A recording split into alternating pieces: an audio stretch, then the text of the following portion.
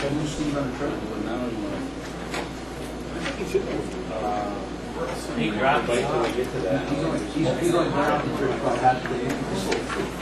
No experience. Maybe figured it was made enough for him.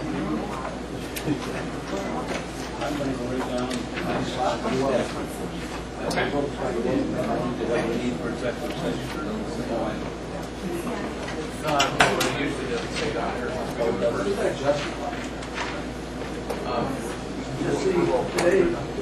Hey, call the meeting to order. It's the meeting of the Ogdensburg Bridge and Port Authority, Thursday, July 12th, 2007, the time 4 p.m. Letters of communications. The board, any? Turn up. Approval of the minutes for the last meeting on May 8th. A motion? Do we have a second? Second by Mary. Is there any questions? Being none, all in favor, signify by saying aye. Aye. Opposed? So ordered. Comments and presentations by citizens on the agenda. Anybody? Anybody out there? Okay.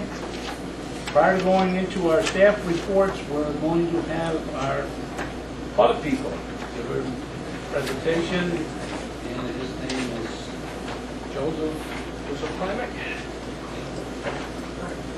Thank you very much. Joseph Klimek. Good afternoon, everybody. They're up. Walk to the corner, maybe. Yeah, my spot. Yeah. Absolutely. Come on right up That was there. way too quick. Come on, Sorry. I want to get you on camera. You got your phone? I do have a report to the board. I'll pass it to each side. Okay. That wasn't in your package. It's a report today. Dated today. We call them Cecily's report. They come in late.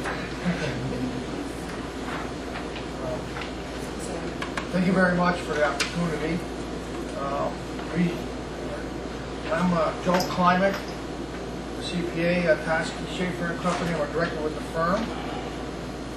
Our firm is very involved with similar organizations like the authority. We're also auditors of the New York State Bridge Authority, okay, which across the Hudson River. And we're also auditors of New York State federal funds. So we serve New York State, and your authority is a component unit of New York State. Report to the board. Very simply, the financial statements are the representation of management. The board of directors hire us to audit that information that's prepared by management, so we're actually working for the board.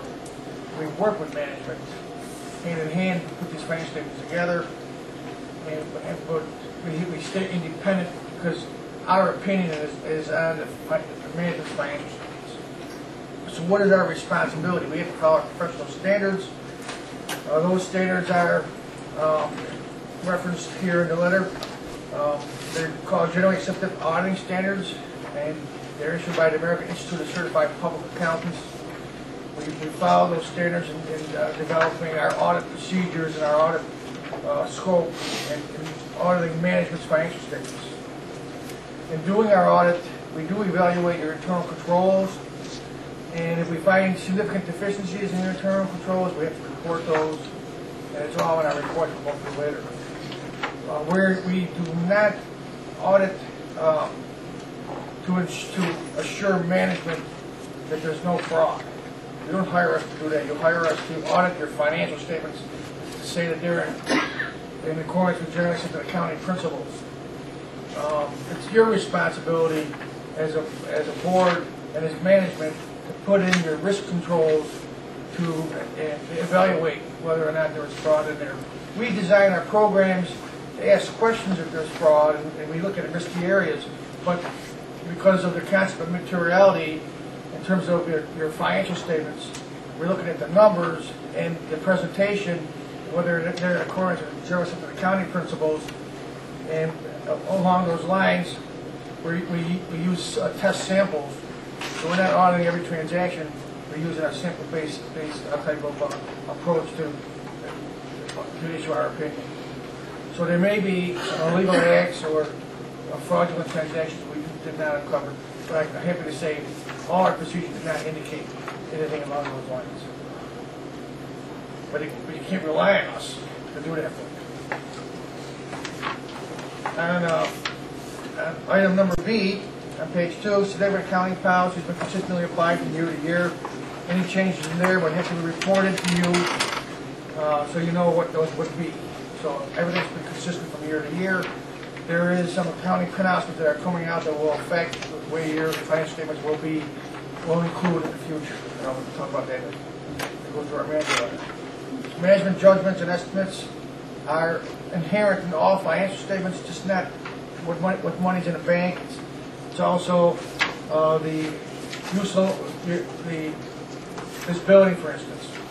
It's got a historical value. Is it right? Is it correct? There's an estimate there. It's been depreciated over a couple of years, and so that's one of the things we look at. Your audit depreciation expense is an estimate. We look at your allowance for collectible accounts receivable. Those are all estimates that we test in terms of providing, looking at your financial statements. We review management's judgments on all your estimates, and had no questions and no adjustments made to those estimates during our audit. Audit adjustments, we didn't make any audit adjustments. Very good, Mark. And there were no proposed audit adjustments that we passed upon. So we felt that your internal reports, your internal journal ledgers were in fact in accordance with joint accounting principles the way they stand. Item number E, and other information and documents containing these audited financial statements. We'd like to make sure that if our firm is published within something else rather than what you have here, we want to make sure that the numbers haven't changed. So we would like to see if our audit report is going to be attached to any external items. We'd like to look at a printer's proof or at least a PDF file to see what's on there. The numbers haven't changed. We'd like to make sure that the numbers that we audited are the ones that our opinion is associated with. Last page, to sum it up, there was no disagreement with management. There was no consultation with other accountants. There were no major issues discussed with management prior to our retention. There were, of course, no difficulties encountered in performing the audit whatsoever.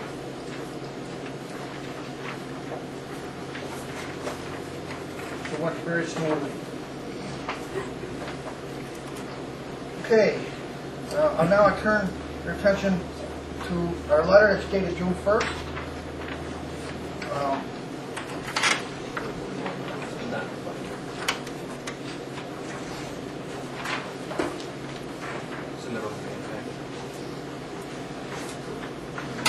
This is called our management letter. We have completed our audit of the financial statements of the authority for the year ended March 31st, 2007. Considering the test character of our audit, as I just described, you'll appreciate that reliance must be placed on adequate methods of internal control as your principal safeguard against irregularities which a test examination may not disclose, as I went through before. We present for your consideration our comments and recommendations based upon observations made during our audit. The first one is a new accounting issues for post-employment benefits, which will be affecting the authority for the fiscal year ended March 31st, 2008. It requires that the authority review actually implement a new recording of a liability in its financial statements. And this liability has to do with the cost of retirees' health insurance for the most part. Post-retirement benefits other than pensions. Right now, you record your expense for retiree life insurance or health insurance when you pay on a pay-as-you-go. beginning next year, in the fiscal year we're in right now, you should be reporting that cost as employees are currently working. So they're currently working, you're going to be incurring that cost whenever they retire. But they want you to recognize that now, going forward. They also want you to recognize the liability of the service already in service from prior years of earned service for those people that are working now that will be retiring in the future. So it's a big liability. Now, New York State just went through their liability calculation. They had hire an actuary, and they actually determined that their liability is $47.6 billion for New York State. It's a very big number that's going to be hitting their balance sheet. It's going to a similar number is going to be hitting your balance sheet. right. Take off a lot of zeros there, but there's going to be a big impact in the authority's financial statements for next year. But when you do reporter's liability, it's going to require that you implement or maybe get an actuary in to determine what that may be. And it's, all public authorities that are component units in New York State must do it this year because New York State is doing it this year. And that's the requirement of the That was our first question there. You can get some information by going to GISD.org, and there's a nice implementation guide there that will explain all the rules and regs and how to record your liability.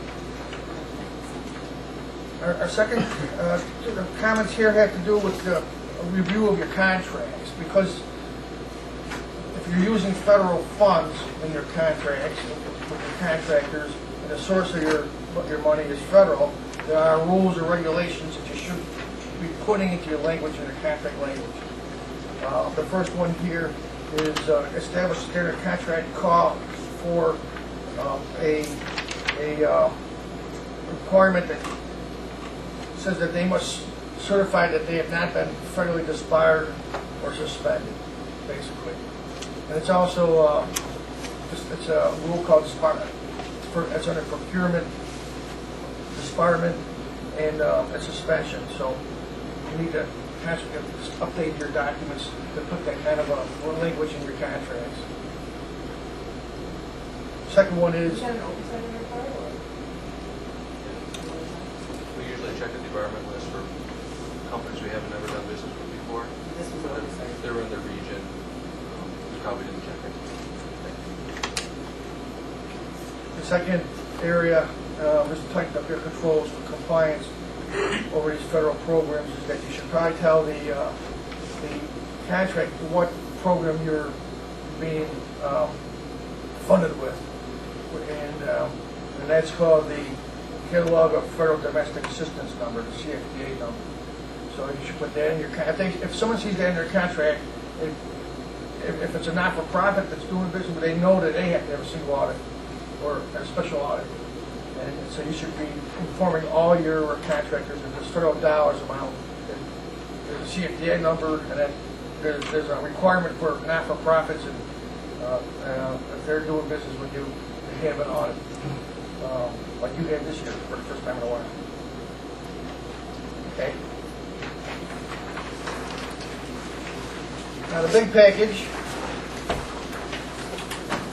is 38 pages. That's your financial statements. In here are 4 reports that are on our letterhead. All the rest of these is management's presentation, management's disclosure, and management's discussion and analysis. Our report on page 1 and 2 is a unqualified clean opinion in your financial statements. I'll read our opinion, the third paragraph down. In our opinion, the financial statements referred to above present fairly, in all material respects, the financial position of the Ogdensburg Bridge and Port Authority as of March 31st, 2007, and the results of its operations and its cash flows for the year that ended in conformity with the county principles generally accepted in the United States of America. the highest attestation, it's an unqualified clear opinion that we are allowed to issue.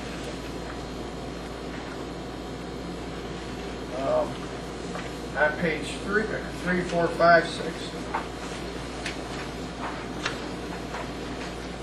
3, 7, 8, 9, there's a great summary of your financial statement, the management discussion and analysis.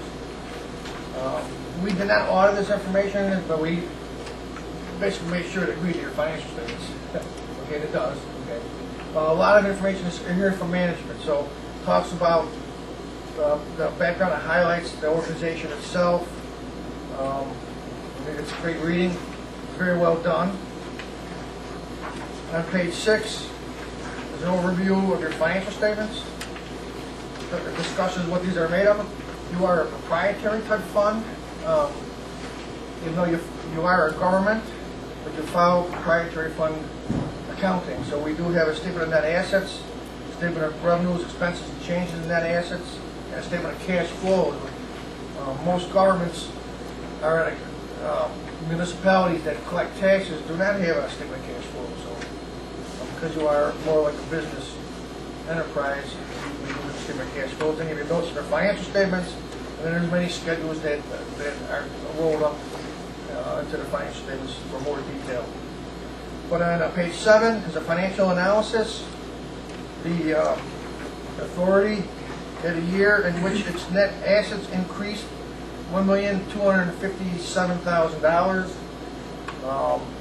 You can see that we have our total assets of $47 million versus $46 million last year, most of which is in your capital assets, which is your bridge and your buildings and your equipment.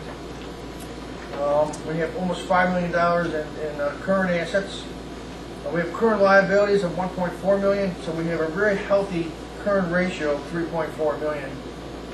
If you need to borrow, it's a really good balance sheet. We have a really excellent balance sheet if you need to go out and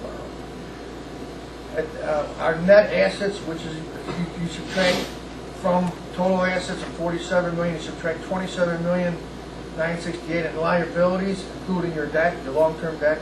We have net of assets available of $19,315,000, which is an increase, like I said before, of $1,257,000.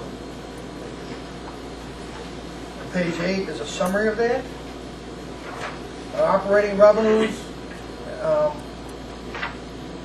operating income for both years, we had a loss from operations 2006 to 2007, $513,000 loss. But that was offset by capital contributions and non-operating revenues and expenses. So we had some nice contracts with the New York State Department of Transportation this year, about almost $1.7 million, primarily for the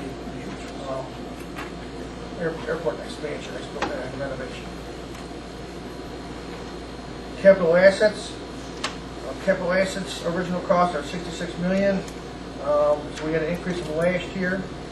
We put more money into the airport expansion and other areas. Accumulated depreciation increased. We have $27 million in accumulated depreciation, $39 million in those type of assets, and construction progress, which we're still working on, is $2 million. So our capital assets are $41 million this year, $40,643,000 versus $4,275,000 from the year before. Our long-term debt has decreased from $26,946,000 to $26,241,000, and these are all detailed in the notes of the financial statements.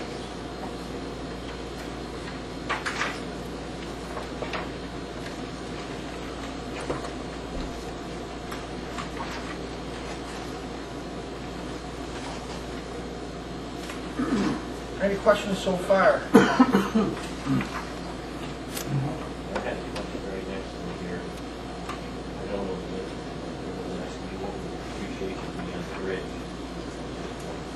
Speaking to the mic. Okay, I might be able to answer that.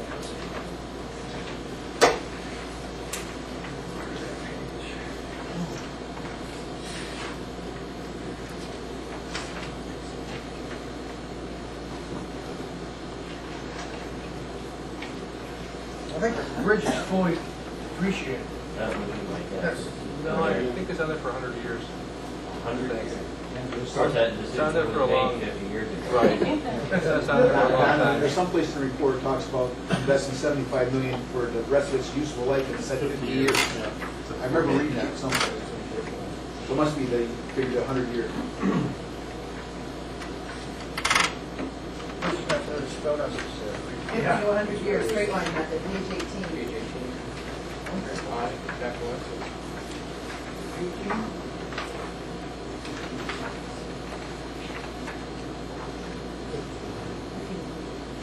Yep, okay.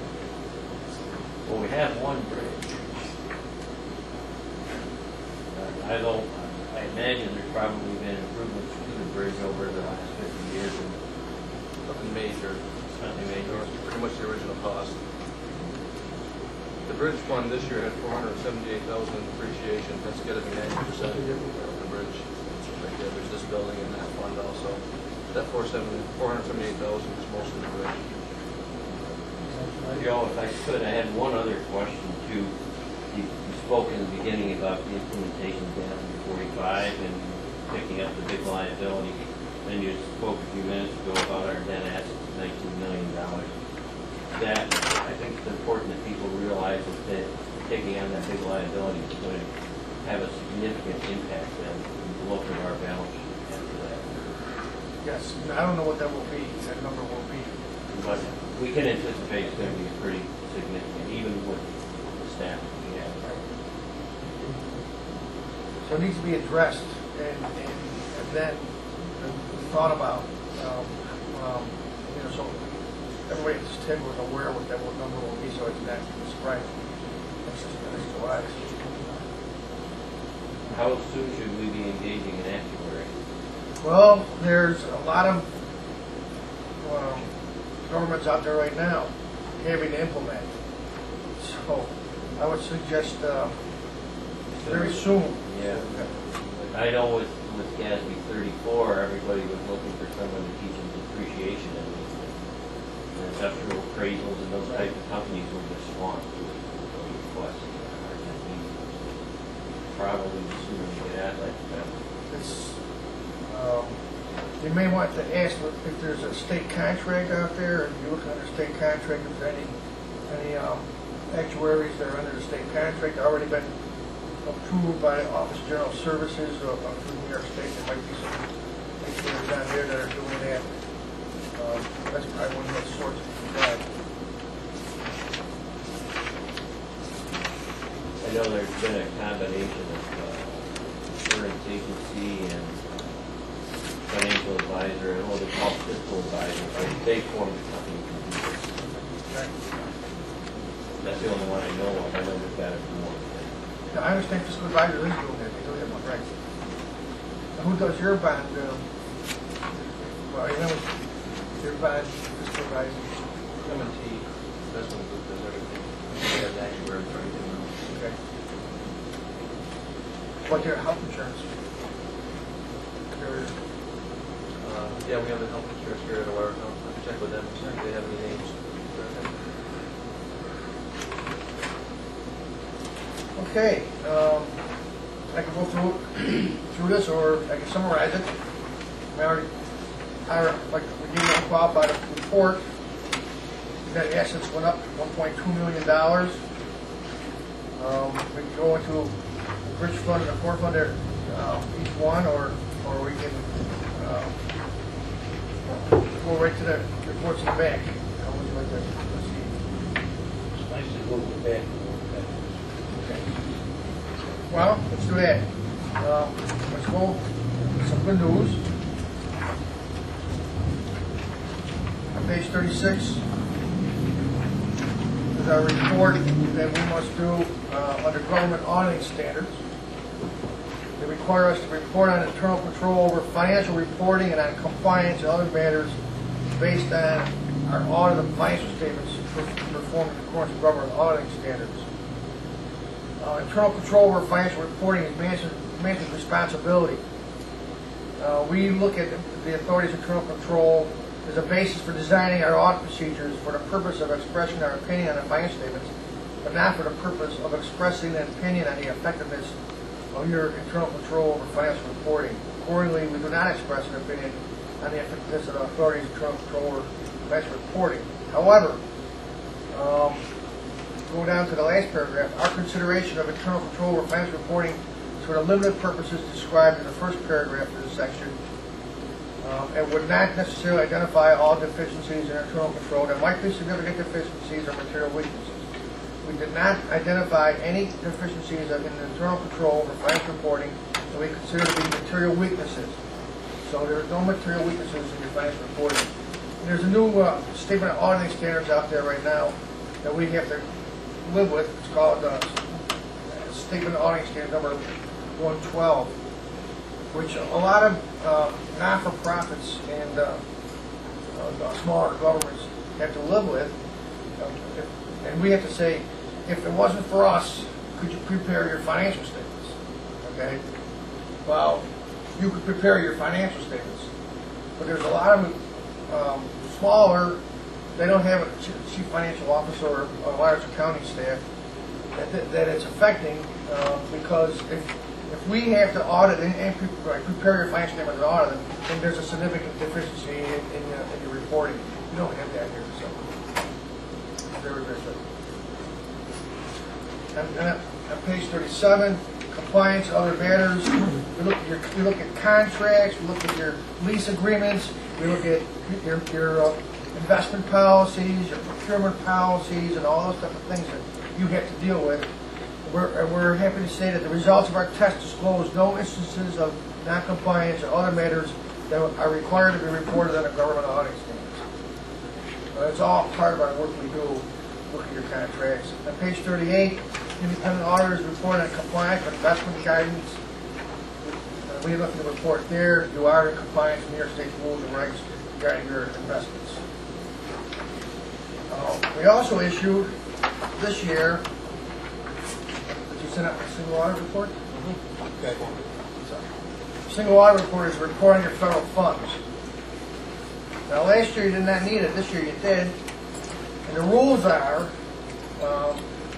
if the authority expends, writes out checks, or incurs expenses of more than $500,000 in federal funds, then you must have a single audit. It triggers a single audit this year. This year you had $1,729,000 in federal funds, but the prior year we were under $500,000. It's because of the large amount that came from the U.S. Department of Transportation, passed through New York State on the Airport Improvement Program. So we did audit that program. And page 5 is a summary of audited reports. And again, your funding sources will get this. Basically, you have to send this report to the New York State Department of Transportation. And we also prepared for you one that has to go to the Federal Clearinghouse, which we're in the process of doing right now. Summary of audited results. So we have an unqualified opinion on your financial statements. There were no material weaknesses identified. There were no significant deficiencies identified. There were no non-compliance material to financial statements identified. Federal awards, there were no material weaknesses identified. There were no significant deficiencies identified. We gave you an unqualified report on your compliance for your major program. We audited the Airport Improvement Program. And do you qualify as a low-risk auditee? No, because in order to qualify for a low-risk auditee, you have to be audited 2 years in a row. And this is the first year we did a single audit. So altogether, if someone looks at these, that page, and they're going to say, oh, we're in compliance. Put it away. We don't have to go out there and visit them. That's the purpose of the single audit.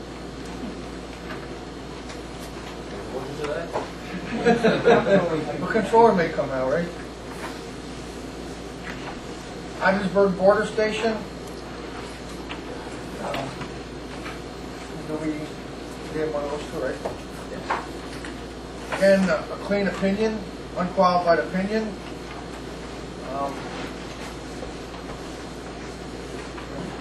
Net assets at the end of the year, on page 2, was $869,000 in net assets.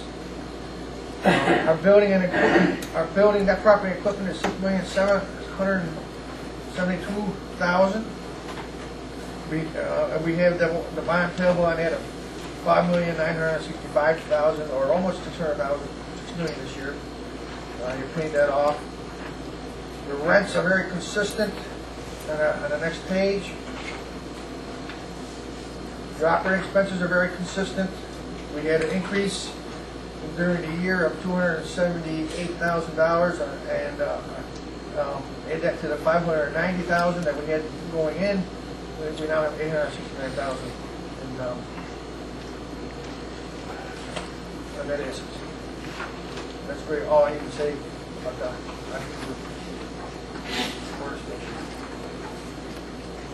Any questions? These financial statements still in draft form or at least on? These are final. Our opinions are there.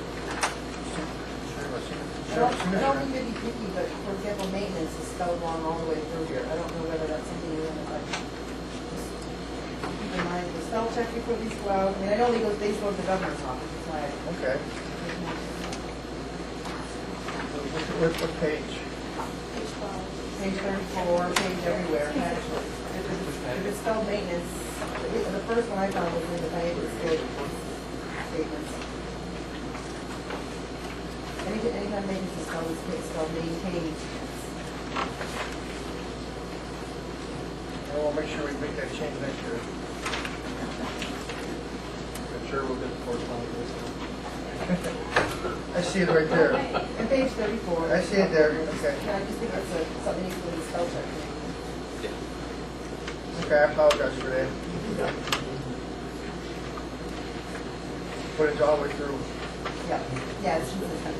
the back. Okay. And we can redo this if you want to put it, or you can publish this on your PDF. Yeah. Okay. Want us to move up Yeah, for that? Okay. we'll make these changes here. Anything else? John? There's that.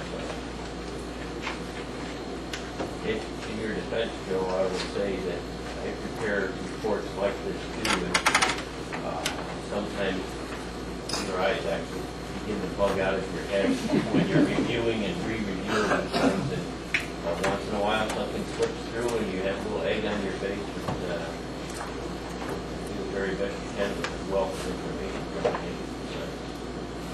Thank you. But you're right, spell check would take care of that, and we've asked our secretary to do it 100 times, so anyway. Okay. I will make that change to one kind of PDF. Okay. Okay. Any other changes? Thank you. Yeah. Okay. Very much. You're welcome, thank you. See you next year? Yes, Thank you. I hope so, yeah, we have one more year left at least, right? One more year? Have we met your expectations? Yes. Oh, yes. We having no audit adjustments. Very nice, okay. We're having 50 audit adjustments, we'll be here in 2 weeks, so if we know if the records will be wrong. You paying them to say this morning? No, that's true. I don't do any of the work. Thank you. Thank you.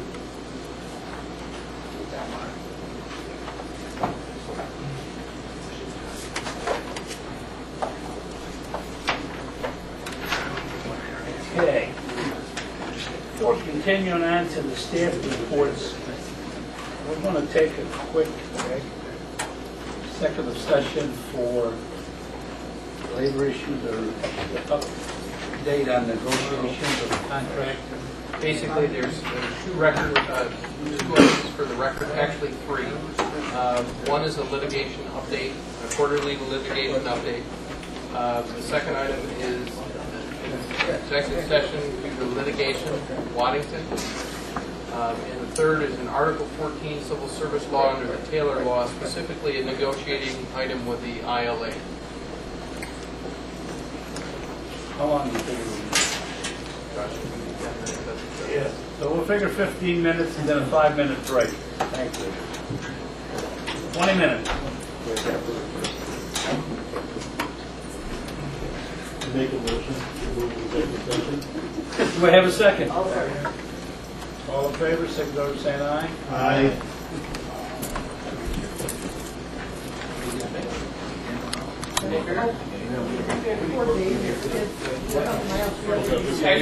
Demonstration. We've got just a couple of issues.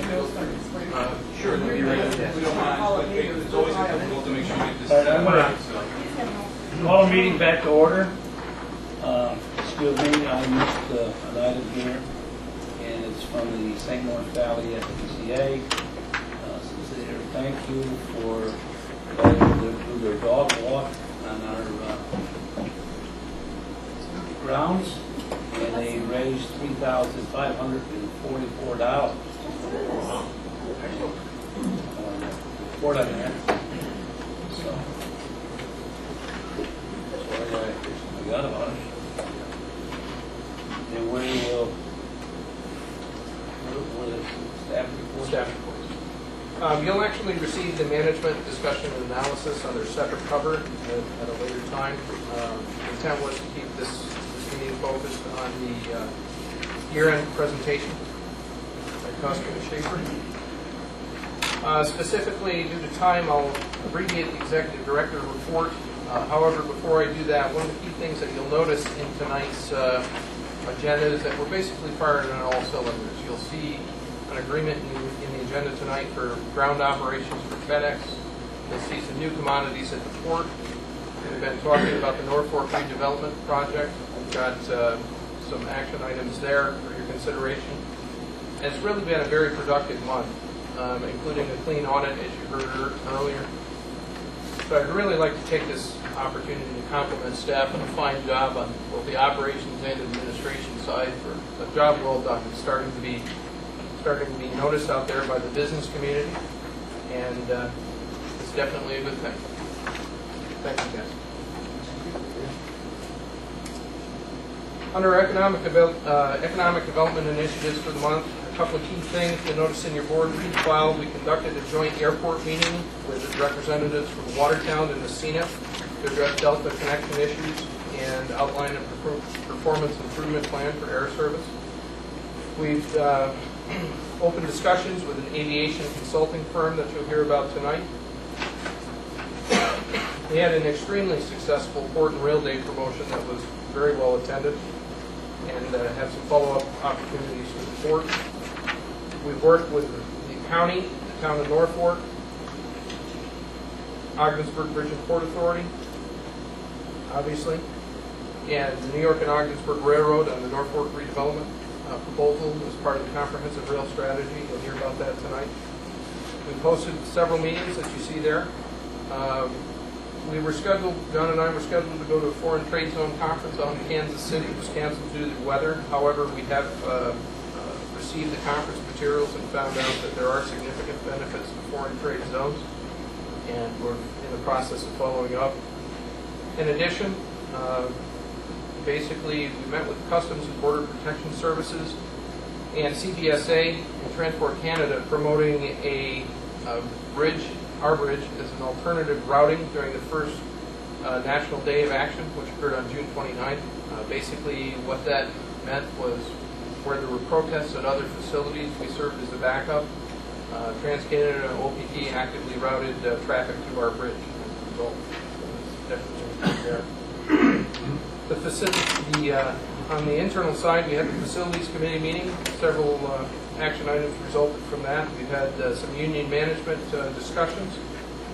Basically, everything else is kind of either contractual in nature, just internal type stuff. What's coming up in the next 30 days is following up on customer visits and follow-ups for the port and park from the Port Rail Day. Got the Marine Terminal Consultant for port promotion. That RFP will be out soon. And we'll have some Coast Guard security meetings here in the upcoming future 60 to 90 day time frame. Anything else? Any questions? Or what? Being none, we'll move right into mine. Thank you. The bridge direct damage tree policy is coming up July 29th. So I'll be hitting you guys up for a vote on that for the next board meeting. That's one of our larger insurance policies. We'll probably, looks like we'll have at least 2 or 3 different markets to review, hopefully, it's a good thing. The bridge traffic, So the resolution that we probably ought to. yes. Yep. Bridge traffic, auto traffic is up, bridge, commercial traffic is down slightly. And other than that, I don't have anything new that's not in the report. How do you think the audit went? Very well. Good job. Very thorough. Seemed. Okay, that's it. Any questions? Looks like our budget is still pending. Still pending. Got a couple phone messages in. What I'm gonna do this week is just send the certifications in, see if they get signed without an actual meeting. If we can drum up a meeting at some point in the future, we can always do it after the budget's approved. In your opinion, is there a way to get the budget approved before we're into the new year? New year? Well, actually, it wasn't approved at this time last year either. I know, Yeah. I don't understand. No. It was in 90 days before the year is on.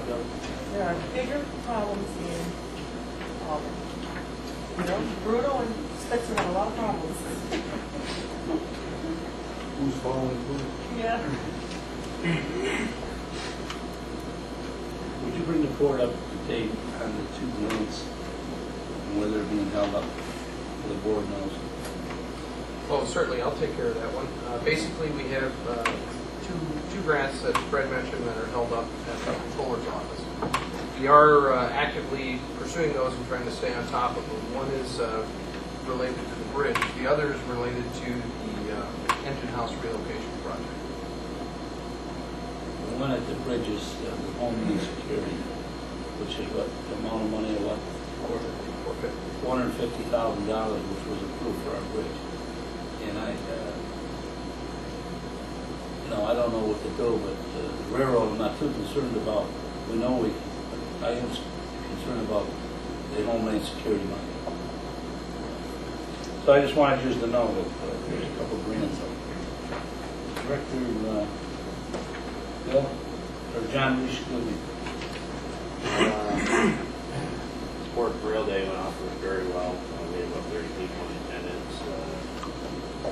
Several good prospects, new ones, real good networking. It was a good partnership overall. We need to do that on an annual basis.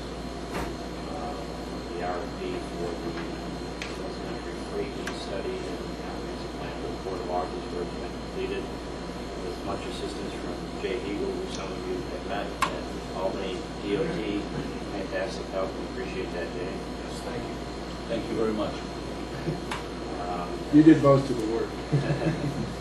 As part of that on the agenda, there's an agenda item to establish a steering committee. It's going to be a 4-county study. So there's representation of 4 counties, different groups that are involved: St. Louis County IDA, Development Authority, North Country, CSX, IOG. Just as a brief refresher, just to add to that, this is the comprehensive plan for all authority assets. This is not just the Port of Ogdensburg, but We've been having an ongoing dialogue with potential new commodity, and that's on the agenda as well.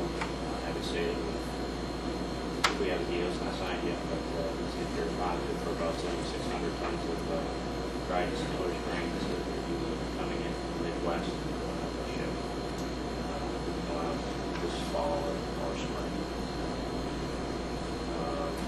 Ongoing discussions with an ethanol plant that's going to be a construction facility. Continue to be working on that.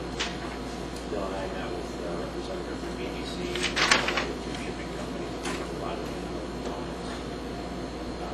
Out of that, we may have another possibility for a heavy lift next week or two that we're just getting today. They were coming back from Canada, was the. And so I thought I was going right into our port. Wishful thinking?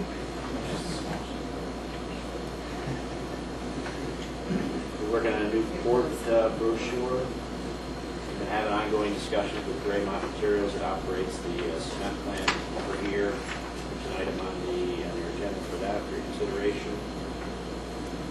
We've been working with two companies that are in expansion mode in the industrial park, and that's looking promising. Any of that interest in T-base space? Wade mentioned there's an item on there for FedEx for a new air freight forwarding business at the airport. Serving Ottawa, so this is an example of consistent strategic plan of the Dublin plan. Meeting with the county, with the St. Lawrence County Comprehensive Economic Development Strategy, which is used to access Economic Development Administration funds with the DAC on to try and access to extend fiber into 5 parks in the 3-county area of ours. That's in the works. It's going to take time. And also met this week with the Stevedore Farm and have another meeting set up with them later this month. Second meeting to discuss the partnership.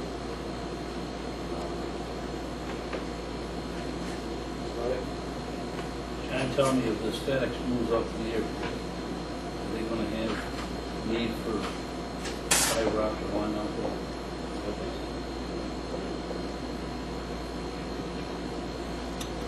Any questions of John? John, have your wife make sure she keeps that dog on the leash.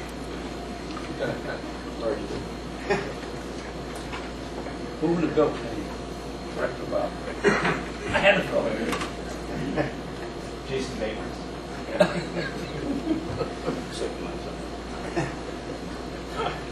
He got me once too. I don't have too much to add, other than Trenton, except that we've been dealing with the Great Lakes drain. Sooner or later, hopefully next week, he's going to send us 2 barges to load the corn. That'll probably take half of what we have to load. And then he's talking about us loading trucks too, so I know how the rest of it's going to load 2 barges.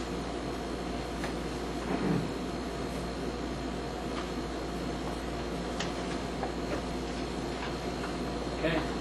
Questions for Bill? One, Okay. this last thing says prepare Wall Street for the boat races. And I recall hearing on the radio that bring your campers, come camp for the weekend. Were they camping on our property? Did I heard miss them. something yet? I've always done it. They've always done that? Yeah. They're all, the boaters bring boat and campers. We've always done that. One year we had to let them in on the other end. Bill's worked it out now with it. Any way we can discuss any liability, something goes wrong? I guess we'll get stuck if something happens.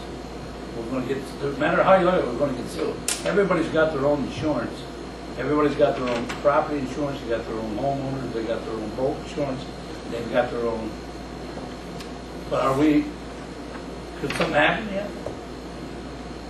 They do it. I thought, when we pass that resolution, don't we give the standard? Yes. 1 to 3 million, 3 million. Yeah. Okay, so, yeah, that's what I really did. I went down and, matter of fact, I was supposed to help the folks down there. I didn't make that part of it, but I did go down and went through, looked at it, it was really nice. People did, right after I left the rain come. So, I really thought it was nice. Yeah. I would like to see if it continues on growing on that particular area that we could do something for in the upper part of our port area for people that's handicapped, where they could watch the race. People could go in here and have, I'd like to see that if it could ever be done, to let them watch the race. There's room for what? Probably 20 cars along there that could sit and watch it, for people that's handicapped, that can't get down there to see it. Would like to see it. But anyways, is that all you had now? Yes. Airport. Steve, you're you're up. Unless I missed somebody. No, thanks for coming out, taking a look at, taking the time to come out and look and see what we're doing on bridge maintenance. I appreciate that. You have a better understanding of some of the things I want to talk about in the future. But you kind of have a good idea of what we're doing on this. So, again, thank you for taking the time to with us to take a look. Where were the rocker bearings? Because I don't remember that in the. Mary, that's right where the trusses, you see the trusses coming together to the suspension span.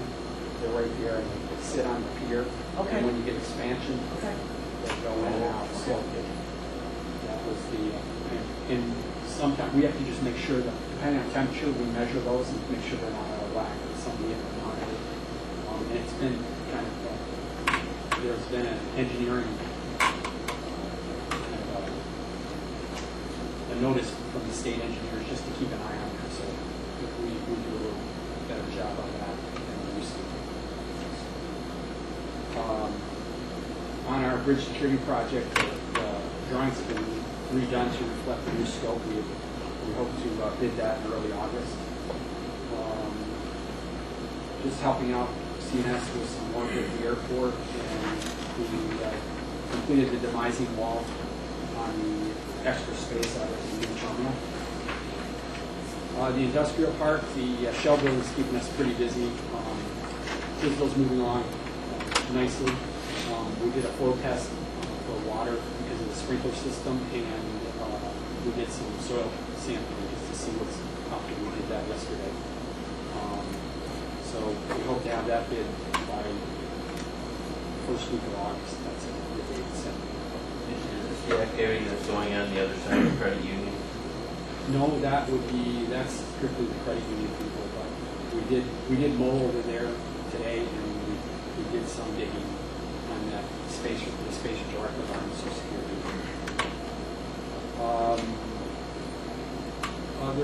The other thing, we did have a safety training seminar. Mark helped me with that with the New York State Insurance Fund, just did a general training and updating of our staff or our people about some of the things that go on with workman's comp and the state insurance fund. That's about all I got. Steve, I got just one question. Some of the people over here have been asking me, why we're going to that fence up. Mhm. Are we going to put that fence up? I mean, we talked about that and kind of, but we hadn't, it's not on our, really not on our radar. Not on the radar. But we've got some of the materials, but we really didn't pull the trigger on that, Fred. I didn't know, we kind of kicked around some numbers and things like that, but we didn't actively plan it there, but we have some material, from the airport, but, I didn't really, I didn't know if we were going to pursue that or not. That doesn't mean we can't look at it. I don't know how much fence you got. We can look at it. I think it was like take 7. this one on. Basically, with all the different projects we've had going on, we're putting in a demising wall and some of the other things we've done. This is kind of falling down the list, not intentionally, but we'll get back on the list and we'll take it.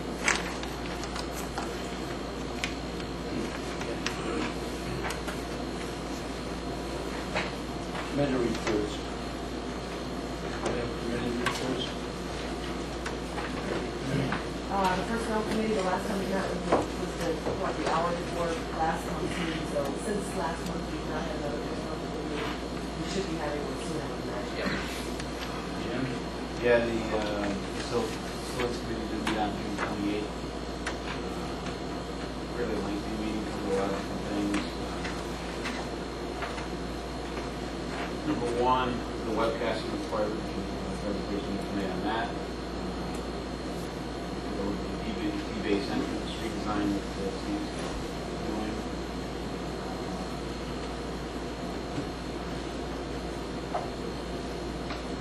Talked a little bit about the SPR grant coming up. Questions? John already hit on, again, Steve hit on the shell building. We reviewed the preliminary plans for that. And we also talked about a stormwater pollution prevention plan. It's got to get redone, something every 5 years. The entire OBPA property. So this is an important area. So that'll be staff's working on that. A quick synopsis of the meeting. Questions? Donnie, you have anything? Bill? Yeah? Audit committee, this afternoon I reviewed abstracts, had a couple of questions for Pat and had a question for Mark, and found everything satisfactory. Yeah, that's it for the committee reports. Actually, it's one comment. It's really nice when Pat sends those in advance. Yeah, just look at them. And We arranged a few months ago to have her do that, and it really gives you a chance to sit down and study that before you get here, and you know exactly what you want to focus on. Okay. Let's go. Okay. Back to the. We'll go with We do have one item under unfinished business this evening. Last time we talked about the port handling agreement with North American Salt. You recall we had the rates established. There was one issue that resolved around it was an insurance-related issue that may have cost the authority some additional money. Since that period of time, we have negotiated with North American Salt. The rates are exactly the same as you've seen here, and North American Salt dropped the insurance requirements. So we are right. This is the exact same resolution that we were looking at last month. It's a 3-year handling agreement. In a nutshell, it's a 5% increase, 6% increase, 5% increase over a 3-year agreement. It's based on a minimum tonnage of 120,000 short tons per year. And basically, you can see the receiving, truckloading, weighing, relocation, and carryover rates there in the table. Obviously, we recommend approval of this agreement with North American Salt. I will make a motion. all in favor, signify by saying aye. Aye.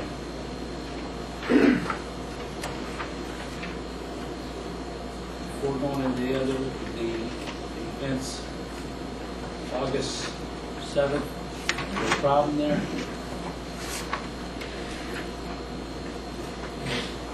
Good. What time do you want? 4 o'clock? Or 5? 3 o'clock's good with me, if everybody can make it at 3. I'll split it at 3:30. I don't care. Right. 4 is fine for me.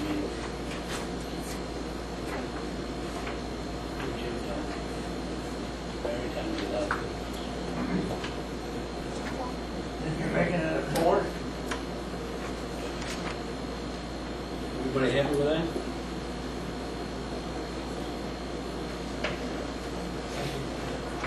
Now, the other thing is, when we're talking about that, if the committee meetings or anything, or the fact that we gotta do this in a movie star thing. We talked about it, we didn't do anything about it, but we'll let you know. But we should try to schedule the things for that day. And it's going to be hard on new board members to do this kind of thing, but every time we turn these machines on and stuff, it would be nice if we could do it all in one day. So I just want you board members to think about it. Think about scheduling our committee meetings starting at 4 o'clock. Yeah. 2 o'clock, 3 o'clock. It'd be nice, and then you just don't have to come and fire this whole movie program up again. So we just want to be in compliance, you know. Thank you. Wade, you're up. And that's actually our first order of business tonight, is approval of a contract with Granicus, Executive Order 3 compliance for webcasting. Basically, in a nutshell, what we have is a need for hardware, software, professional services, annual managed services, and synchronized closed captioning. Pursuant to Executive Order 3, staff solicited proposal to provide closed captioning. We asked for two things. We asked option A was the vendor to perform all services associated with this task. And option B was for the supply and installation of the equipment, with the task being performed by authority personnel. We received 5 proposals back on June 11th to be evaluated. Based on the review and evaluation, it's recommended that Granicus be awarded a contract under option B of the RFP to provide webcasting services for the authority at a cost not to exceed $53,145 for a 1-year period. And again, that assumes 118 hours.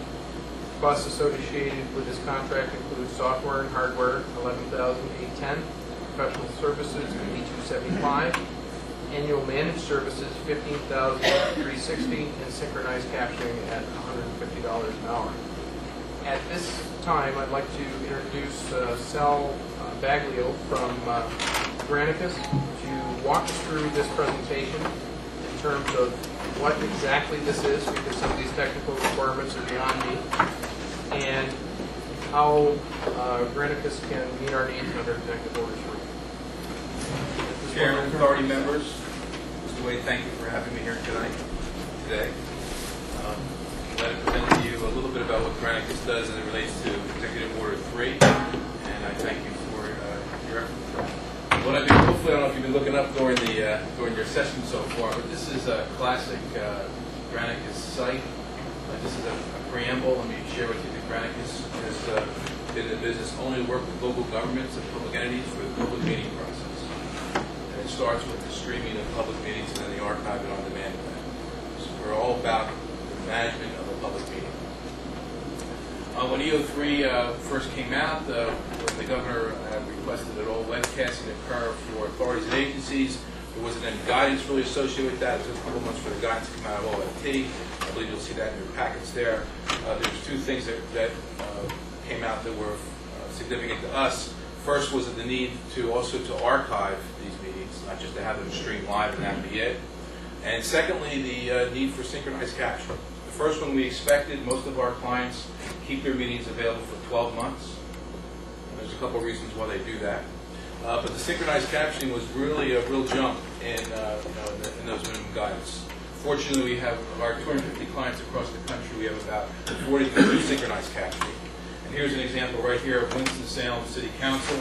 Let me just go through this. It'll be very similar to what we'll see, the presentation from an authority meeting where you have the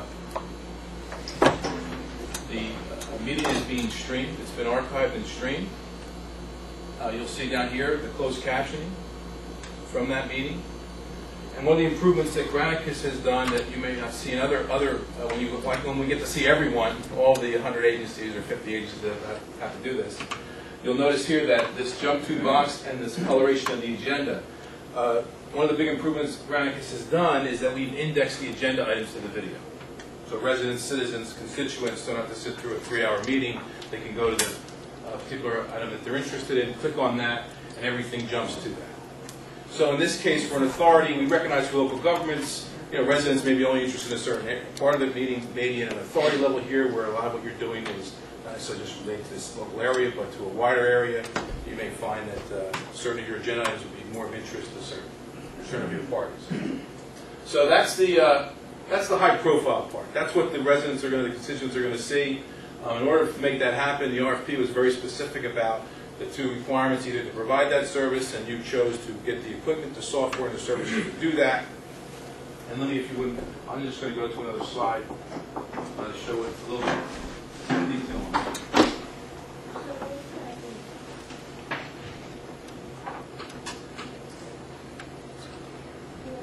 This is a system diagram of the Granicus system. Specifically, whether that recording either comes from a videotape or even a DVD. There's the encoder is what digitizes that into a Windows media format. It's a very familiar format. That is then, that media file is then sent to our media center. The idea is that the public wants to be able to access this very high quality video. Most of the time, local networks, internal networks can't handle the bandwidth of trying to drive video.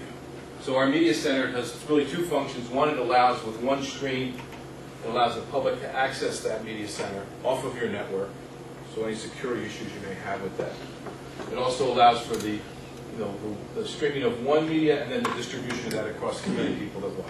Now, with our solution, for all our clients, we offer unlimited bandwidth and unlimited storage because we recognize distribution model of what a large city like Los Angeles has versus a smaller town like Hastings on Hudson. There's some other functionality that the Granicus technology uses, but we're specifically talking about the idea of taking that media file, whether it's coming from a camera that's positioned here, being encoded, being available for live streaming, and then being archived for on-demand.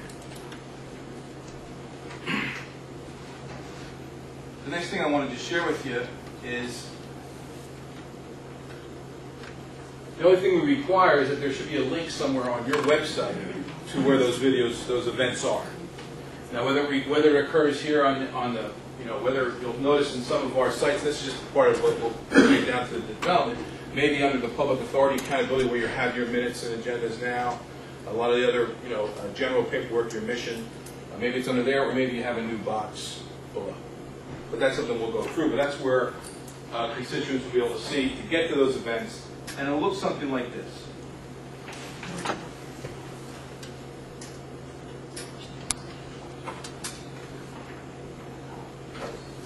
Again, I want to go back to Winston-Salem. From the home page of Winston-Salem, all our clients, if you click on the meetings, what you'll see are the upcoming events that have already been scheduled and notified in the paper. And then as the events occur, they show up as archived. One of the benefits of this system, since you've already indexed the agenda and because you're doing synchronized captioning, that synchronized captioning, the way that Granicus used it, it becomes also searchable. So there'll be literally be keyword searches on the meeting. That may not, that may be helpful to the residents, but I also want to share with you that we find that most staffs find that very helpful too, especially when you have a lot of discussion or a particular point that you make here at the meeting, and the executive director takes notes, brings back the other staff members, but they can go directly to the meeting and see what was talked about then and not have to wait maybe until the minutes are published or until later on. So you're finding, so the idea of having this kind of technology is not only allowing you to take care of your EO3 requirements, but I think as we continue, you'll start to see some other benefit to the authority. Sal, if I could ask a real quick question. Now, this means that, for example, a year from now, we'd be able to put in Granicus, not know when the date we talked about it was. And if it was on the site, it would pull it up? Correct. And go right to that? Correct. Now, in your requirement, the EO3 requirement is for 2 months of archived meetings. Mm-hmm. Now, that's what we addressed in the RFP. But one of the other things, if you remember from the RFP, and you'll see in there, we also, and that's the last point I wanted to mention, we also encourage our clients to put other video, other non-meeting related content on this page. Whether it's PSAs, city talk, in this case maybe an economic discussion that you're having, the state of the Port Authority, some other kind of promotional ability that you want to make available to maybe not only to your current clients but your future customers. So that will also be available here too. And Wade, we definitely want to talk about maybe keeping these meetings available longer if you find that the staff needs to refine the diary.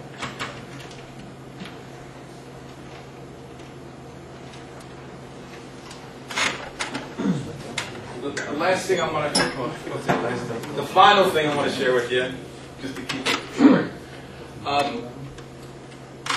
This system is set up to stream 24/7. So if you had a local, as you would expect, maybe in your hometowns, a lot of local governments have their own public access channels. They constantly put the scroll or maybe the events in town.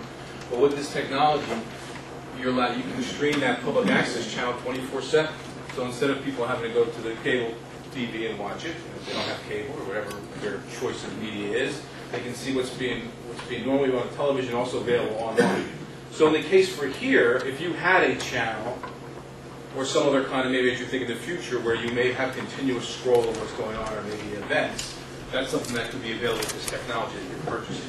Don't laugh, but this $54,000 cost by using that as allowing people to place ads for things that are going around?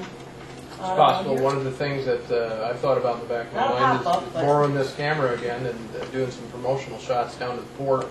And or even that type of paying thing. customers, like the Regatta, maybe gives us $50 to put their event on. It's a completely new avenue that's open to us. The idea of sponsorship of your events, you may have discussions already in the past of other events you do. There is a model for, not that Granicus is not in a sponsorship model or advertising model, pretty much providing the technology, but there are things that you may find Sal, to be we're able looking to. for a way to pay you. Oh, and, well, We weren't expecting $54,000 to have, a video camera in here. yeah, the Not in the first, budget. well, and what you share is the same thing as most of the agencies I talk to, this unfunded, although whether we can debate how practical or how it's going to play out, but it's nice. a lot of these, It's nice. this definitely has been a big unfunded mandate for all the authorities and agencies. I asked Wade to ask you, is there some way we can have like a counter on here? And the reason being to find out how many of our meetings are accessed so that we can spread the 54. If we get 54,000 hits during the year, we say, geez, $1 a hit, I think it's a wonderful service. If we get one hit, we're going to say, oh my God, we're spending $54,000 a year, Mr. Governor's office, Mrs. Governor's office, for one person to have watched us all year long. Is there a way to put a counter on that so you know how many people Well, are there's watching full reporting features available with this, so you'll be able to tell by week, by day, by us? event. Included in the 54,000. Yes, including, see what, That tracks ISPs too, correct? excuse me? Tracks the ISPs? I believe so, but let me just maybe confirm that, but the idea is that you can see where the action is coming from. Right. Not necessarily whether it's the individual, of course, but, the Comcast, AOL, where the traffic is coming from. And a part of this report back to the governor's office is how the statistics. That was one of the original requirements in the executive order. So the system that you're purchasing has all that This may reporting be cost capability. effective to get on belief, but we won't know until we find out how many hits we're getting. Right. It's definitely, I think a lot of people feel that, it's a crapshoot to see what's going to happen. There'll be other agencies that will be very watched a lot. There'll be other ones that will see what the demand is. And I guess that'll be, it definitely has been an experiment. Governor Spitzer in January making his third executive order was a big thing. California is also going through a very similar exercise right now. Granicus is based in San Francisco, so, most of our clients in the last 5 years, those 250 clients are based in California. So we're very much been involved with the idea of improving public access and everything that brings.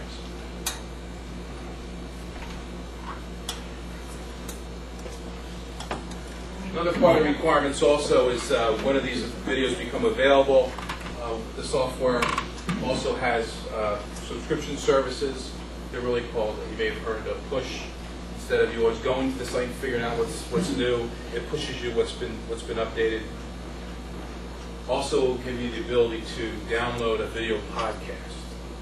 There's a requirement to have multiple formats for, I guess, people that don't. So there is that. The software does allow you for a subscriber to not, once they get the message that yes, the video has been updated, to also download it.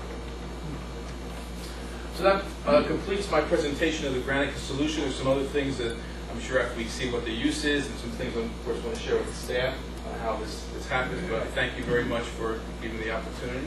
Can you explain a couple of the billing features that you have on here, like the Be glad synchronized to. captioning at $150 an hour? How does that work? That is, there is,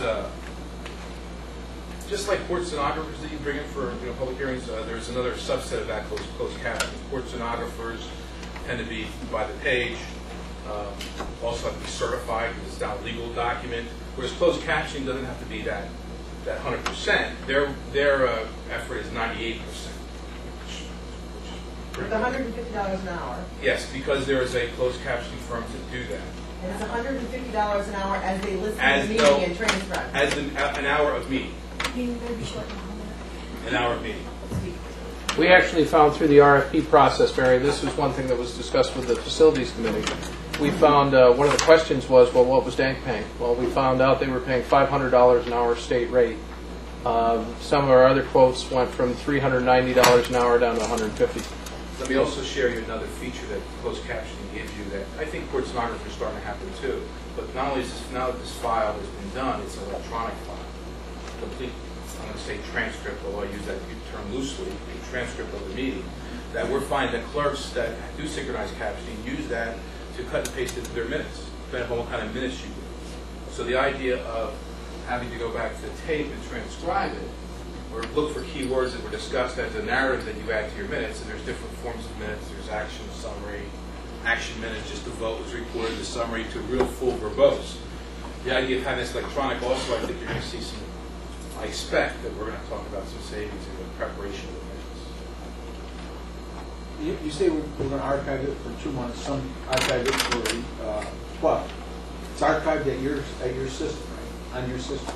There's part of the RFP was, yes, all these videos reside in our media center that I showed before, but also we're required to give you back a copy of it. It's your film, it's your video, it's a public. So basically, we can keep that as forever, which would be a lot smaller than some of the stuff we deal with on a regular Well, basis. you bring up a point. I mean, there was a lot of discussion in that minimum guidance from DARM, the Archives and Management, not just the New Jersey State Division. I'm not sure what New York is, but it's very close, where they were very conscientious about the length of the record. Minutes have to be or forever.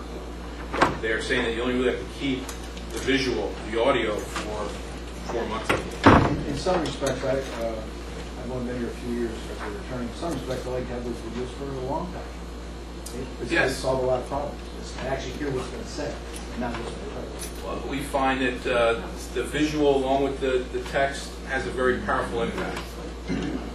My understanding is too that there's one of the state agencies, is like Office of Records or something, is developing a standardized retention policy for all public authorities. That was one. That was one of the questions you had. Is there another question about some of the other policies? So when you stream, you're not when you're streaming live. Obviously, closed caption's not there. No, we've got a 7-day requirement for the correct closed caption. Correct. And that really is more cost effective. Now, there was some language that talking with. Spent a lot of time in the last 6 months talking to a lot of people in New York. New York Network, which did a lot of, provides those facilities. New York Network does a lot of educational programming for the state, for the Division of the Department of Social Services. They did a lot of the language in there about the closed captioning, since they have to do that for theirs. So we're finding that after the fact, because it doesn't have to, it can be done off-site. Not bringing a court stenographer in here is becoming more effective. Now, will your people who are doing this, like the transcriptionists, will they be calling somebody like Patty and saying, somebody you should work hard for their person today was going to, everything phonetically? No, there is a certain process they follow, including getting them in their correct names of all the board, the authority members. And I think what they usually try to do is make sure that the same person follow that board. So Patty will be in the person contact. Yeah, you're going to see. There's definitely relations. And who we're using is you may, if you want to, people supports in the RFP. People support Rapid Text Division. They, very large company. They do a lot of closed captioning for national networks. Tell me, how is it going to work though with the cameras and everything? Is it going to be on all of the folks, or? No, I think the requirement of having the minimum requirement was to have a camera that can scan the dice. So I know we're kind of in a different environment here, so I think the placement of that camera there or here, I think satisfies the requirement. Well, that's one of the issues that we talked about at the bank board was, how to reset like this. How do you now put everybody who's going to speak, the city of Ogdensburg, for instance, has a document like this, and the guy moves 20 people? I don't believe that there is a requirement to do scans. It's up to the board's authorities' pleasure how to do that. I showed you Winston-Salem mostly because of the closed captioning, but cities have actually have AV departments. They have multiple cameras, and you'll see some towns that actually have fixed cameras in the wall. So I think the first thing we want to just get through the minimum, the one camera scan I think will be good, but if you determine that presentation is to be given, it'll be a flexible enough camera where you could zone in on the presentation and do that. But I would, from personal experience, I think just having the camera over the board will be sufficient for the camera operator. And just for a real quick clarification, tonight's camera, I borrowed the camera. There's no obligation tonight. It doesn't have anything to do with Granicus. I called in a favor to allow us to be compliant with the Executive Order 3 to buy us a little bit of But time. it's technically not, because it's not going to be live cast. This will not. This does not technically meet the definition, but it follows what many authorities have been doing in this interim period. Yes, and the language, the minimum guidance about live streaming, if you have broadband or not, it could have been a little tighter, the language was put together. I suspect that if you, I think the intent was for the art, I think the really intent having archived and on demand available after the meeting as opposed to those who cannot be here to see it. Those who cannot be here to see it probably are not present to watch it on, live. I mean, that's just from my experience. But the idea that it's available afterwards, and then very, very, satisfying that you're going to be having indexed agendas too. So the press people, it's beautiful for them. They want to come here anymore. Well, They can that's get it right off the internet. They can stay home. they can stay home. What? Well, You'd miss the cookies. yeah. Is there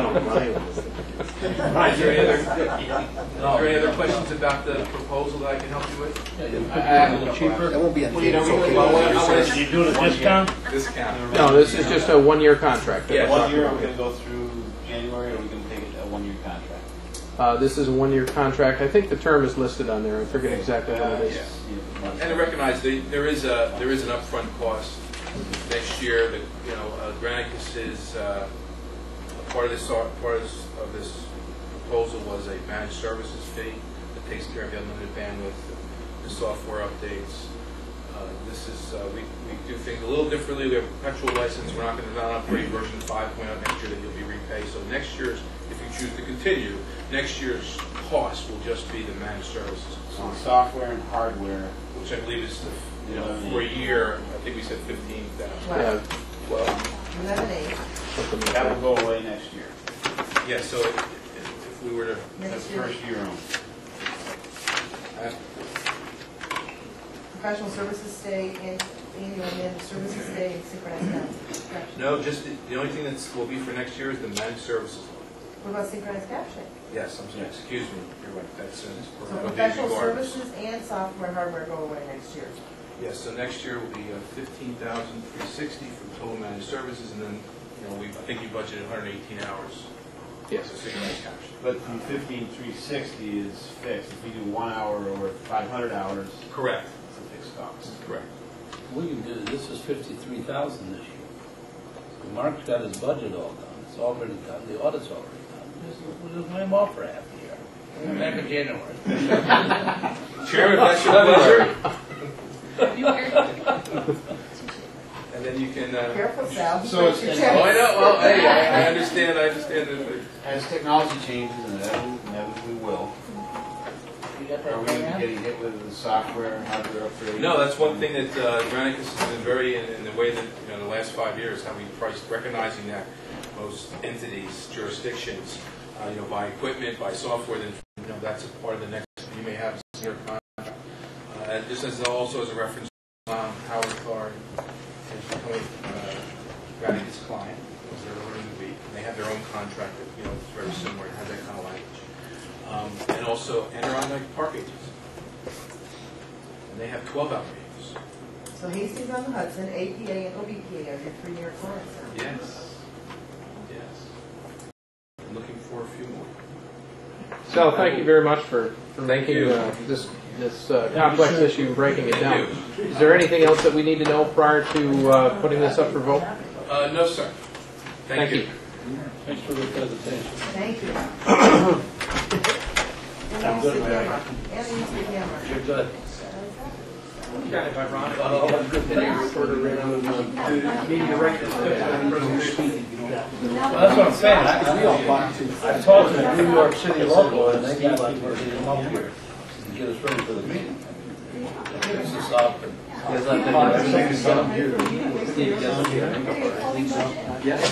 Well, they'll bring posters and everything else. We don't do violence. We don't strictly bring.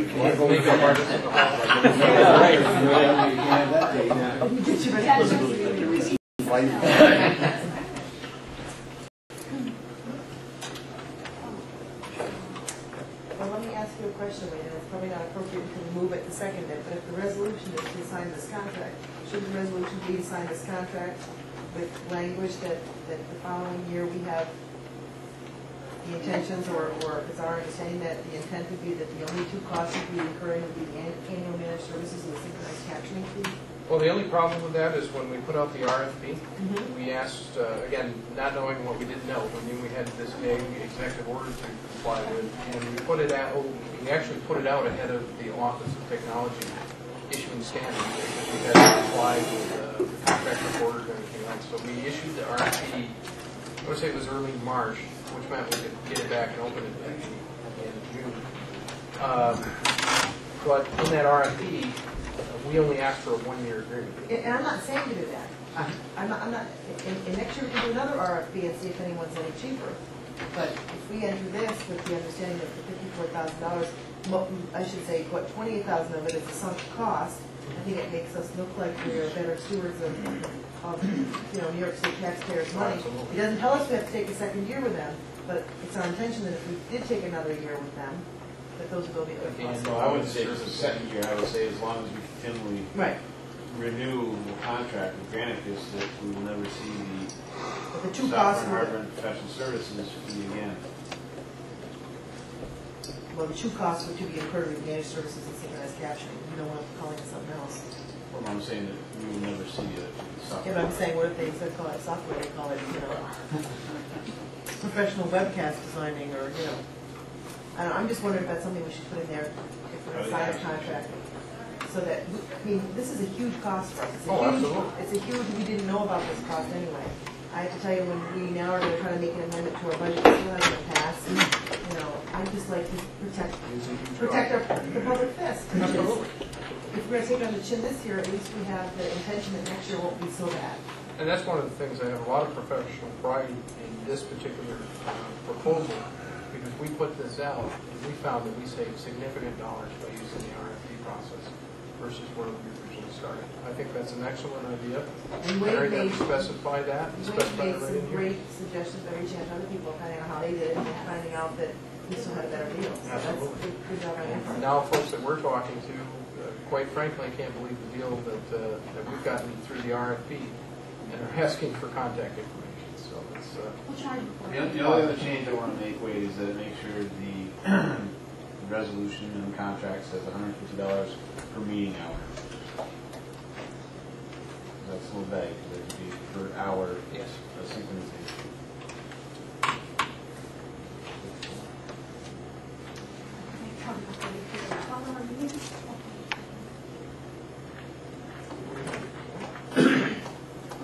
So modification, second year, 15. The future years, future years, Future years.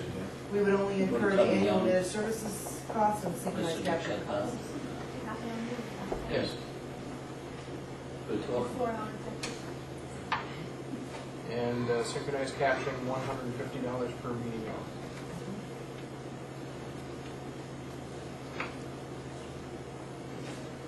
You're basing 180.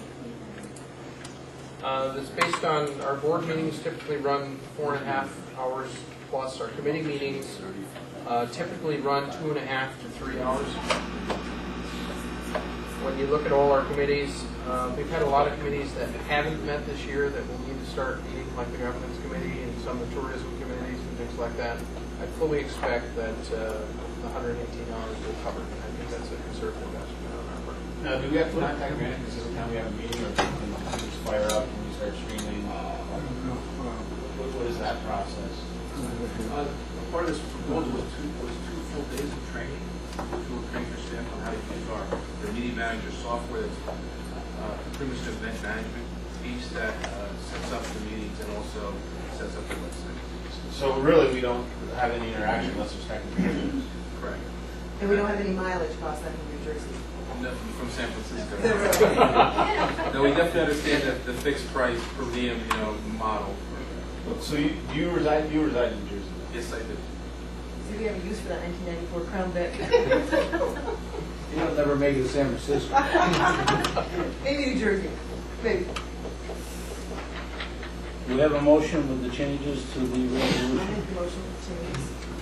Second. Any questions? All in favor, signify by saying aye. Aye. Moving right along. Thank you very much, all for coming. Thank you. Page 70? All right. Next item, Approval of the collector officer liability insurance. believe it or not, tonight was supposed to be a short meeting. The second agenda.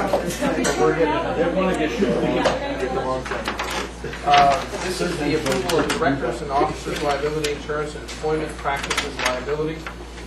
The Bridge and Port Authority carries public officials and employment practices liability insurance with coverage of $2 million for public officials liability.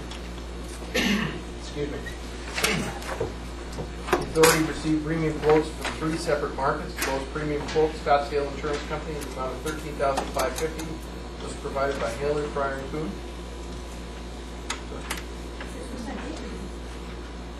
Yes, 6% decrease from the prior year, $14,394.65. Staff recommends that the insurance be renewed for the same existing coverage at cost not to exceed $13,550. Wait, can I make a disclosure today before we started the meeting? Pat grabbed me by the collar and had me sign some check. This check I already signed. Without there being a resolution. Shouldn't be. Yeah. I think the check should probably be dated or whatever, so that it has to be a resolution if it passes. I just signed it Absolutely, today. I'm not aware of that. Yeah. And I had to pull it out because I didn't know what insurance was. Yes. He said it was records and officers. And I your signature on It it. lapsed June 29th, Yeah. so it was actually renewed July 1st. Would you check into that, please, Mark? I don't want to find it in this issue. No, we have a resolution before the check got cut and sent. I mean, it was just tonight at 3 o'clock when we were back in surgery. I signed it before. Okay. I'll make the motion, or, I'm sorry. Rodney? Roger made the motion. Do we have a second? I have a question. Who is actually covered under this? Connie seconds it. Is there any questions? All of us. All the board members plus.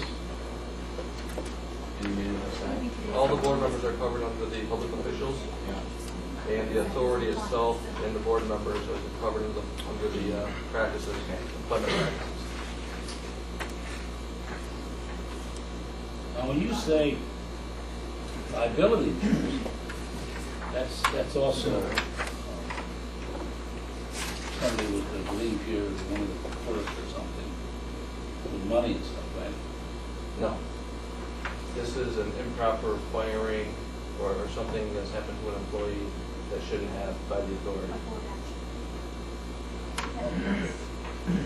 Okay. All in favor of the motion? Aye.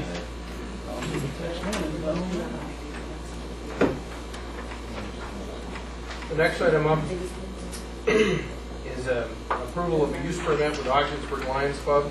This is a standard use permit which is prepared each year with the Lions Club in Ogdensburg, August 9th. Do I have a second? Second. Seconded by Joe. All in favor, signify by saying aye. Aye. Next item under general administration, A4, is approval to establish a steering committee for North Country Freight Needs Study and Comprehensive Plan for the Port of Ogdensburg.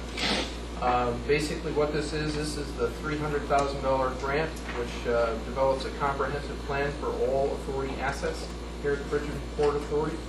And specifically as part of this planning process, staff recommends that a regional steering committee be established to participate in the study and provide feedback to the consultant.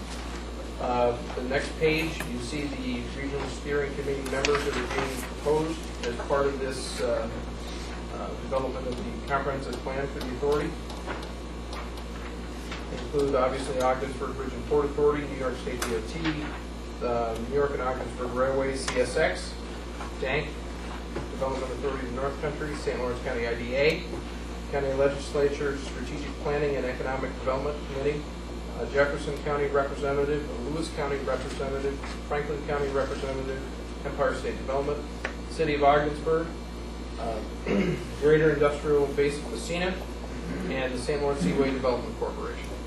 We've contacted all these people. Not yet. They're going to be allowed one person Yes. with a backup. Yes. One person and an alternate. Right. Need a motion? Mary, did you approve it? I will make a motion. Do I have a second? I'll second. 90 seconds, all in favor, signify by saying aye. Aye. Great move in the right direction. I don't know how all the other ones got stuck on it. Agenda item B1, dealing with Ogdensburg International Airport, is a transfer and storage agreement with Heath Weston.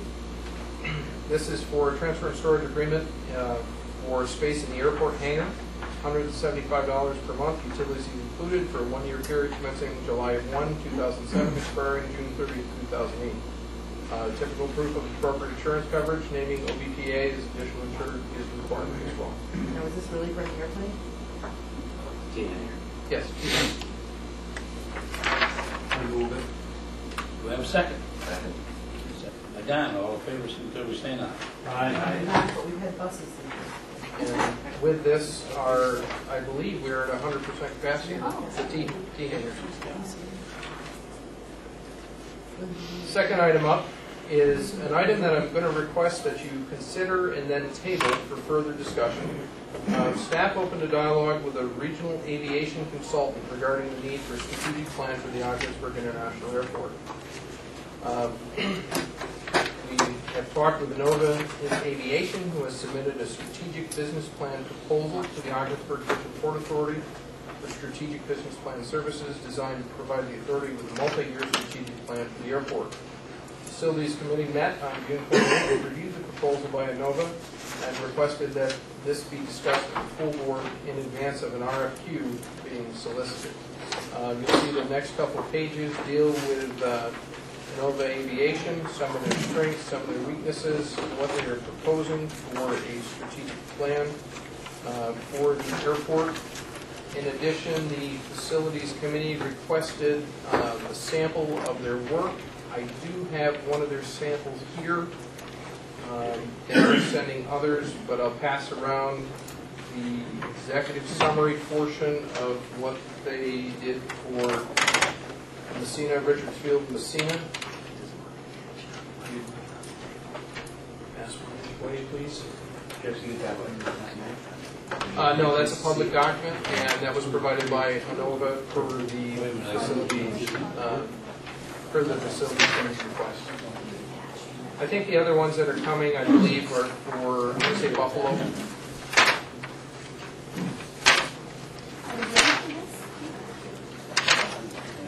Well, that's one of the things that, with your permission, I'd like to bring them in here at the next board meeting and have them give us a 20-minute presentation to tell us exactly what they can do for us. I do know these folks do have a lot of expertise, and I'm really not comfortable promoting their company specifically when I feel they can do a much better job at it than I can. Yes. Hired them in that phase. Why don't we just table this motion then and let the committee continue to work on it with staff? And then when you're ready to bring the presentation to us, then bring the presentation to us, because it's got to come from the committee first. It doesn't even have to come up for a vote, so we have to table it, and we don't take action. Right. That way it's still in the table item. Right. How is the SPR program going to address the airport? Are these two parallel? It could be something parallel. It could also be a subcomponent, either or. Keep in mind the comprehensive plan is for all authority assets. I'm not exactly sure what if any business relationship would be there, and I'd like to have Innova actually do that pitch and describe the various options to either the committee or the full board. I read through this executive summary really quick. I just don't see what benefit this has.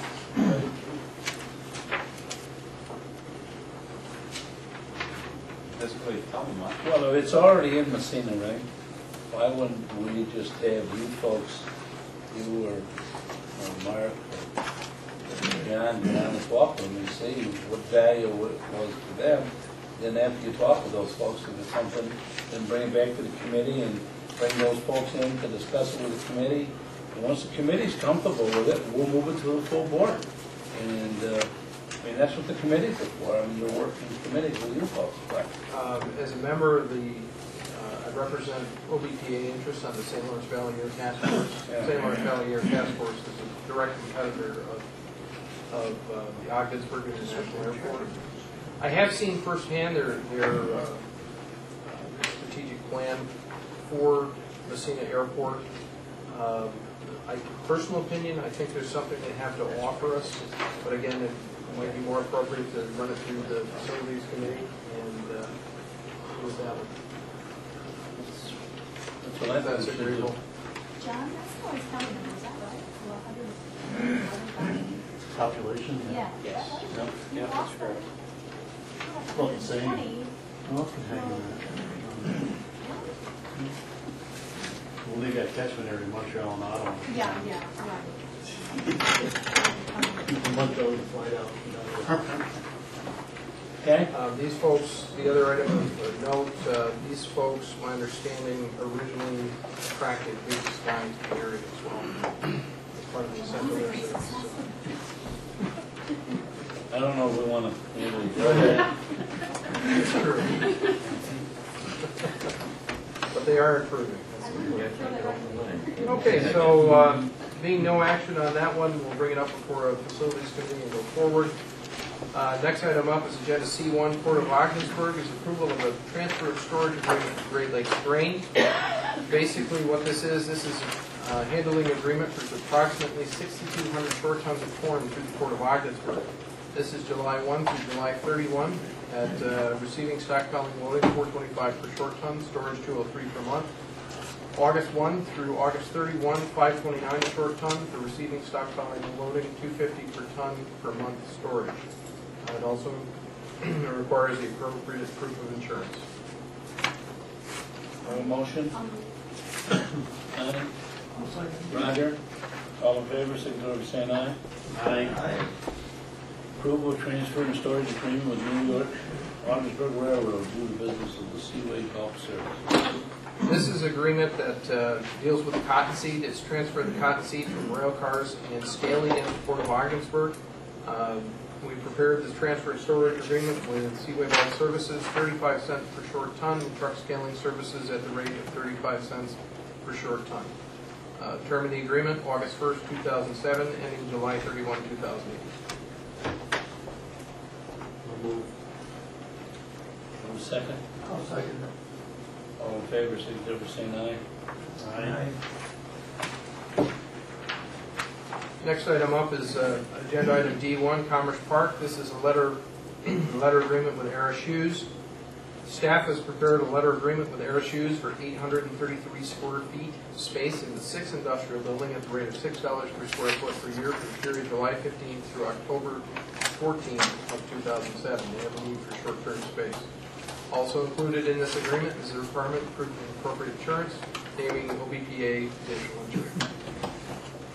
Is this storage space? Yes. I'll make the motion. Awesome. Okay, any questions? All in favor, signify by saying aye. Aye. Agenda item D2 is Commerce Park State Environmental Quality Review, or SEQR. OBPA has begun planning for the construction of the shell building up to 24,000 square feet on lot number 14 in the Commerce Park. According to the regulations, Article 8 of the SEQR review, the authority desires to take a position as the lead agency for this project to determine whether the construction of this project may have a significant effect on the environment as defined by the SEQR Act and regulations, and therefore require preparation of an environmental impact statement. As lead agency, OBPA has prepared an environmental assessment form, the EAF, a copy of which was a copy which was presented and reviewed by the authority at this meeting. You'll see that attached. The authority pursuant to the regulations has examined the EAF in order to make a determination as to the potential environmental significance of the project and determine that the project is what's called an unlisted action. Motion? Steve, you just look in the short form? Yes. Have a second? Second, Bill? Oh, John did. All in favor, signify by saying aye. Aye. Agenda item D3 is Commerce Park, approval of a lease with Graymont Materials. Graymont is looking to lease 4 acres of land with an option to lease an additional 2 acres of land in the authority's heavy industrial park. Term of the agreement, August 1st, 2007 through December 31st, 2018. Rates associated with the lease agreement, you can see there, 2007 through December 31st, 2010, $750 per month. January 1, 2011 through December 31st, 2014, $860 per month. And 2015, January 1, 2015 through December 31, 2018, $970 per month. Also included in this agreement is the requirement that proof of appropriate insurance coverage be provided, naming the Ogdensburg Bridge and Port Authority as additional insured. Wait, is this the plant? Concrete. It's out by the road out here? Yes, it is. Let me ask you a question. This is going back in time. Prior agreement that we had with Graymont, Danny always had a little thing there where we need that corner that we could get him out of that agreement. This is going way out to 18. Yeah, I've heard that, but it's not in the lease at all. Well, I'm just taking my memory back. I think you know this resolution is fine, but there had to be an understanding somewhere because I know it was discussed. He's right in the prime corner there, and I talked to you about it before, where it ties into the other 7 or 8 acres right behind it. I don't have a problem with the lease the way it is and the money you're getting for it. Yeah, but you do, if you want to make sure we have an ability to be able to That's develop it. that, you don't want to sign it like this until you have that contract. Until we talk with the company to make sure he understands. There is something else here that I need to request a very brief executive session. I'm looking for the reason here. I need a motion. You have to give us a reason first. Bear with me. Discussing the company. I'll be glad when you're on this camera. How about the financial history of a corporation? Bear with me here. There's only 8 choices, so it's real quick. We're going to discuss the lease. That's just enough. We're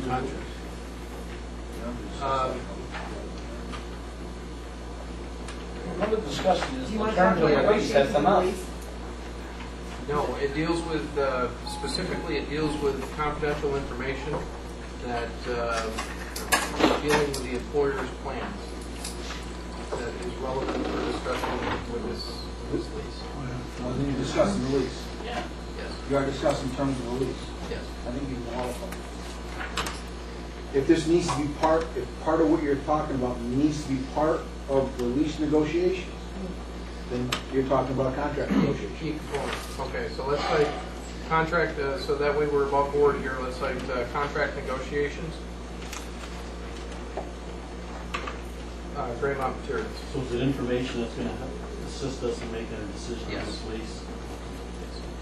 I'll make the motion for an executive session. Have a second. All in favor, signify by saying aye. Aye. Do not ask me how long. I'm not done. Yeah, you got it. Yeah. I'm That's 10 minutes or 40 minutes, so.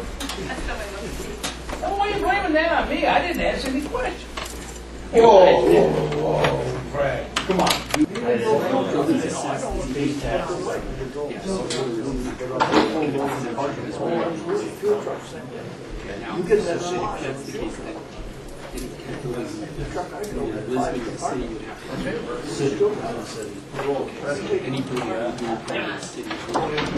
So after reviewing and discussing in executive session the approval of the lease agreement with Graymont Materials, it has been agreed to table the motion until our attorney has time to look at some language in it and come back and tell us it's okay or not okay. Make a motion to table. Do I have a second? I'll second. Okay, all in favor, signify by saying aye. Aye. Thank you. The next item up is under the railroad. You recall as part of the recommended strategy, which was adopted in February 2006, basically the authority, along with the town of North Fork, New York and Ogdensburg Railway, New York State DOT, develop a comprehensive rail strategy and look at the identified needs for redevelopment of the North Fork Rail Yard. We contacted a regional firm specializing in industrial access programs, brownfield opportunities, small cities grants with a specific focus on industrial and rail yard redevelopment.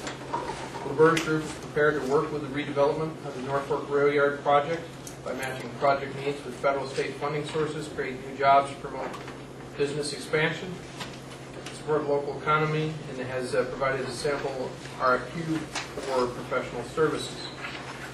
Basically, the action that I'm looking for tonight on this issue is effectively to table this issue until next meeting. Get these folks in here to talk with us directly. On the following page 34, you see the combined list of North Fork rail yard redevelopment needs, or wish list, if you will.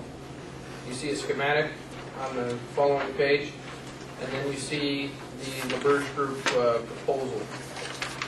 Again, consistent with the discussion at the Facilities Committee, wanted to bring this up before the full board and see if there's any interest there in talking with these folks.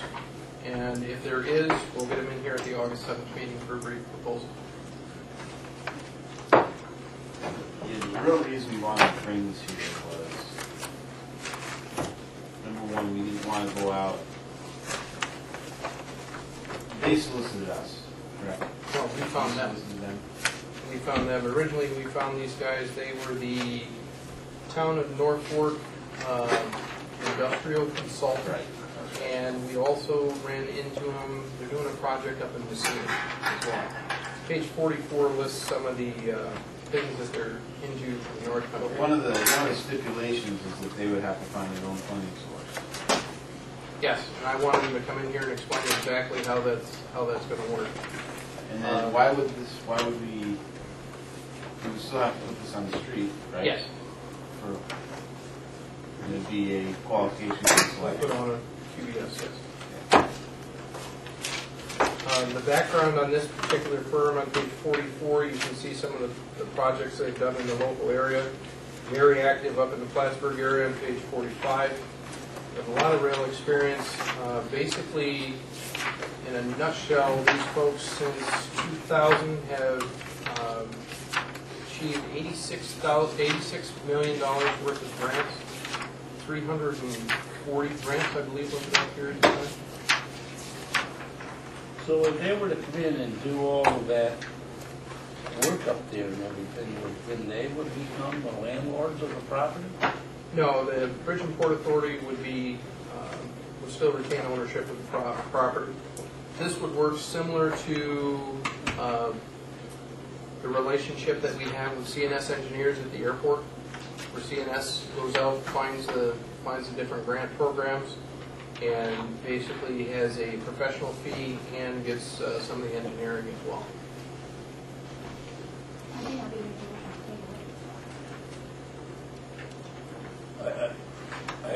Do I have a second? I'll second it. Okay, hold on. You're going to bring this to the committee, right? The facility committee? The facility committee requested we bring this to the full board for discussion. And he wants a presentation at next meeting. You want to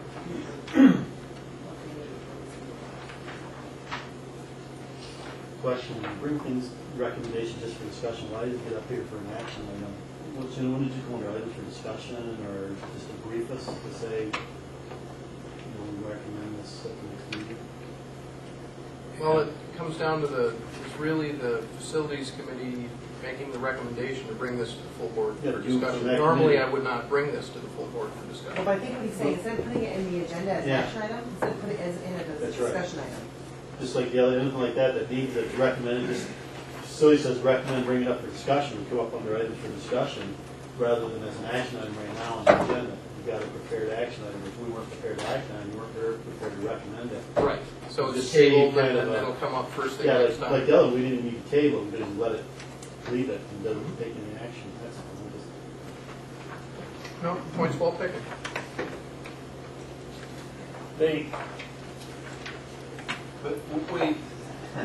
But this is part of a larger scheme, right? It's not just our property, but it's all the surrounding property. Yes, it is. So it's gonna be really more of a partnership with the town. We don't own all that land. Well, yes and no. I mean, it would be a partnership with the New York and Ogdensburg Yeah. Railway. The railroad's in here, The too. Village of Norfolk, the county would be involved. Again, this would be something that would most likely, the Norfolk Rail Yard right now is supporting local industry in the Potsdam area. This would be an opportunity to tie it into the larger Potsdam industrial base, or Messina industrial base, sorry. So is this something then that we should have a presentation with sort of a liaison group to? I don't really think this is Bigger group, you know. I don't think this is an issue for board action. I think this is an issue, as Bill has said, you guys gotta go back and find out what you want to talk about. You know, if they would come to work for us, I'm looking at the map. And the only thing we got down there is the lines going in to the rail house. They've got a funnel-shaped piece. Yeah, with, and the rest of it's all owned by the railroad people. And I don't want to be, we've talked about this, and we have the opportunity to apply for the Brownfield Act money to do what we want to do there. Now, if the village of Norfolk and the town of Norfolk and the railroad want to get involved, I'm not sure. I don't know how we fit in. They're using us to develop all of this, and as I indicated, who becomes the landlord of it? We wouldn't develop.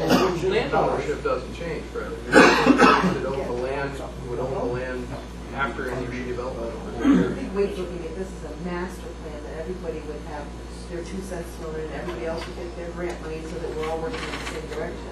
And that's probably not a bad idea, but I think first we should talk to all the players, to let them know who we've been talking to and that we're sending out RFQs. But the only thing is, you've got private development in here, That's right. and it kills the whole brownfield thing. I'm gonna go to my board member, Bill Nelson. Bill, what do you see there? Problem there? I do. That somebody if you don't own the properties, you can't develop it. To get the access to brownfield funds, Exactly right. and only certain people can access those brownfield funds. And it's us. Yeah, but so the private guy next door can't, unless an agency that can access brownfield has control of the property. So there's a lot to this. My question. If they lease it to us, could we do the brownfield across their property too? That's what I say. Well, I mean, there's It's not ready for us to take any action whatsoever.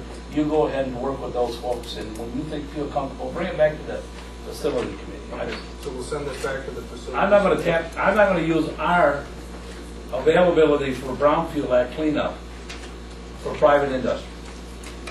It ain't going to work. And I'll tell you, they'll pick up on that quick. Quick point of clarification. I'm hearing a couple different things. I'm under the assumption this is going back to the facilities committee, is that That's where it's correct? going. You said that, but at the same time, doesn't you talk to the other people that may or may not be involved, the town or whoever else may have Oh, we- access to brownfield? yeah, we money, can and do say, that. We have. This is what I want Yeah. to do, this is what Yeah. the board wants to do to access brownfield But money. I don't Where want are to you bring guys those. headed? That's where that list comes from. That's Yeah, coming where are you guys from headed? out of You that want joint them to meeting. do a presentation?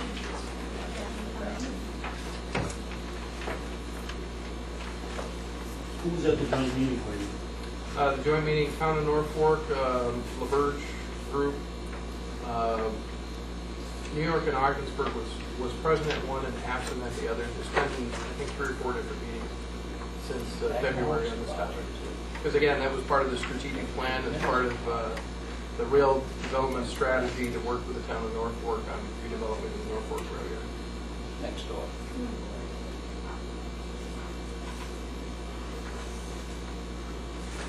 So, again, No. I'm sorry, just to be a pain in Maybe, this one. maybe I'll be a Going pain. back to facilities committee, or what's, I'm Well, getting a mixed That's all well and message fine, here. we don't even know what we want to do with that property.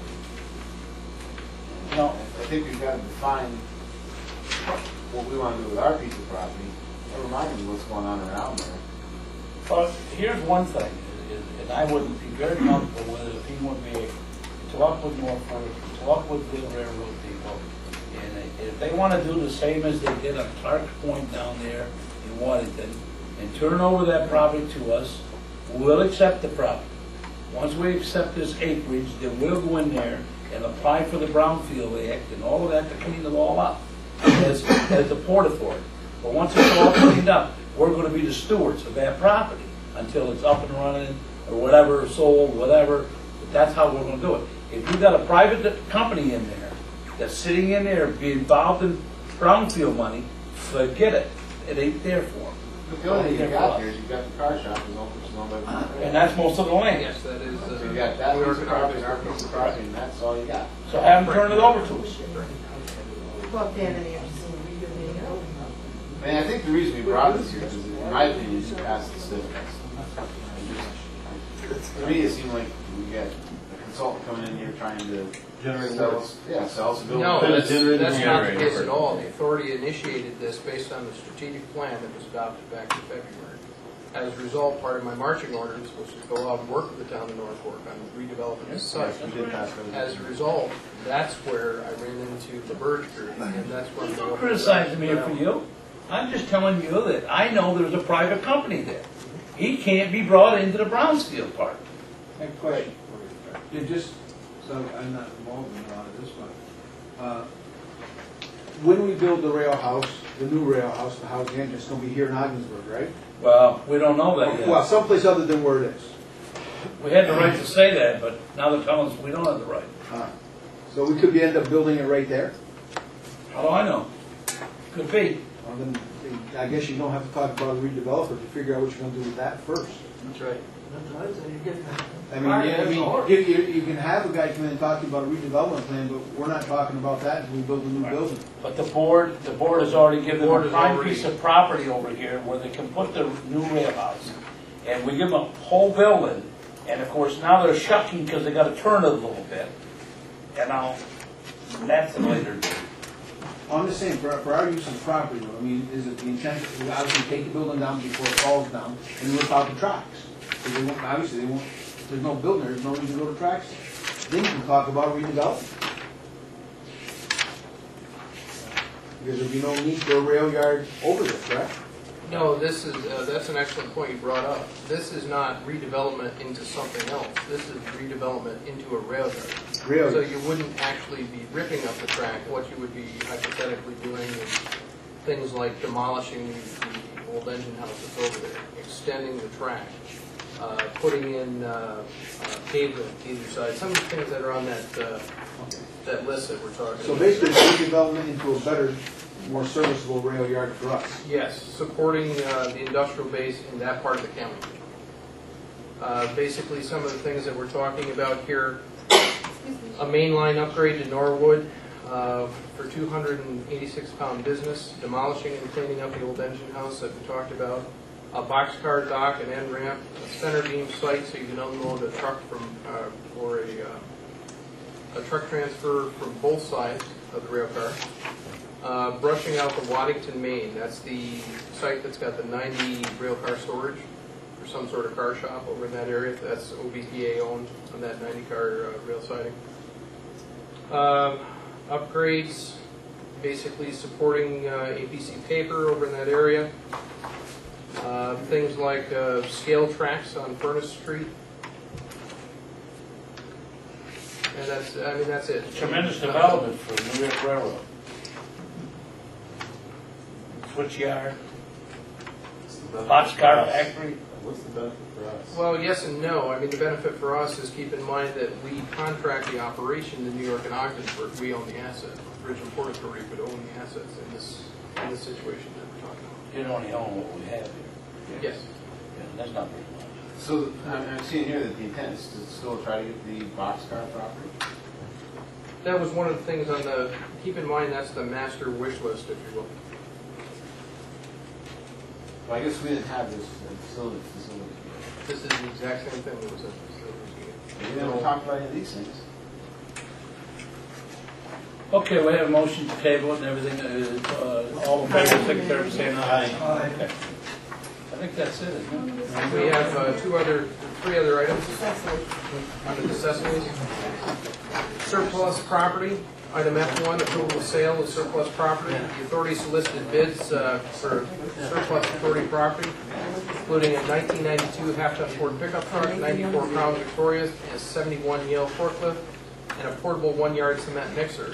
On July 10th, one bid was received from Nathan Young in the amount of $825. For the cement mixer, minimum bid for this equipment was $800. Staff recommends approval. And it's not, All in favor, secretary saying aye. Aye. Can I ask a question? Can I rebid it? I've had interest in 2 out of the 3, Mary. The green truck is going to your house, but I've had interest in the Ford. plan, flowers. The Ford and the forklift since, that it was after the fact. So can I go ahead and rebid it at the same rates? Okay. Good numbers, I should say. So the cement mixer, Cement mixer can go. Yeah, there's one bag, and I'll tell you how many shovels full of sand and gravel and stuff. How much water too? You don't want that. You don't want that. You have to call that name out now. You want most of the names that sell the mixer. We don't need to. Yes. Do we need to make a motion? 5 to 1 or 4 to 1, Roger. We just did that. Yeah, we did that. We did that one. all right. Mixer's gone. Okay. Fred's donating his services to fill it up. Show the guy how to fill it up. I used to do it for my uncle, I know. The second last item we're particularly proud of. This is an approval of a lease agreement with Federal Express Corporation. This is Federal Express Corporation establishing a trial operation servicing the Ottawa market at the Ogdensburg International Airport. The authority has negotiated a lease with Federal Express Corporation for space at the airport for air cargo freight forwarding business, parking of vehicles, and storage of equipment. The lease is for a 1-year trial period commencing August 20th, 2007, ending August 19th, 2008, and the rental is $9,600 per year or $800 per month. Other fees associated with this lease agreement are landing fee at $8 per landing to be invoiced monthly and a security deposit equivalent to 3 months' rent or $2,400. Can you tell us what $9,600 per year or $800 per month represents per square foot? Yep, $6 a square foot for 400 square feet of office area in the old hangar, and $4 a square foot for storage for 1,800 square feet in the old hangar. It's all the same. Which is why it's only 4, not 8. Landing fee is only $8. Directly on, maybe one. We're Take it off. I'll make some money here for you, thank you. Yeah. I don't know if we can double dip it. I have a motion. I'll make that motion. It also Have a second. approval from us too. Second. Any questions? All in favor, secretary saying aye. One question I got, Fred, is we brought up a couple, 3 or 4 months ago, we're looking at the lease rates that we're charging folks to see what the market is and maybe possibly adjusting to $6 a square for office space, no matter where it is, it's pretty cheap. This is in the old airport hangar. Yeah, but still, does that include utilities, or they paying? Or are we gonna get a report at some point They're in gonna time? pay, It's gonna- they're gonna pay. Yeah, we So I'll be gonna get looked the- around a little bit, the- Ottawa County IDA, and There's two Yeah. small. we need a little more research. Nothing in there but Yeah. walls. It's your turn in the barrel next time. I'll spend any money. Oh, yeah, but I'm saying, point. No, that's. All in favor, You secretary just got saying noticed aye. now, John. Aye. Okay. And our last item up for the night, agenda item F3 is a new commodity. It's approval of handling and storage agreement with Drummond's Limited. This is a negotiated handling and storage agreement with Drummond's Limited for the handling and storage of up to 7,600 tons of dried distiller grains at the Port of Ogdensburg. The rates associated with this agreement you can see in the corresponding report section. The term of this lease agreement is August 1st, 2007 through April 30th, 2008. Drummond's will also be required to provide appropriate proof of insurance, naming OBPA as additionally insured. Is this citrus pulp? No, this is dried distiller grains. Gin. They cooch. I'll Roger? second that motion. Bill, got any questions on the motion? You can sit there all you want. All in favor, signify by saying aye. Aye. What's this last one?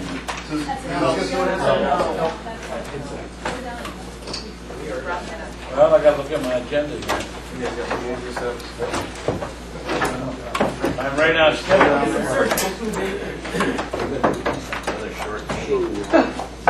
Yeah. He's supposed to be out of here by, I didn't eat cookies tonight, I was not gonna get a headache. I ate cookies. No, we gave them back. Could have saved half an hour. We gave them a fire over here.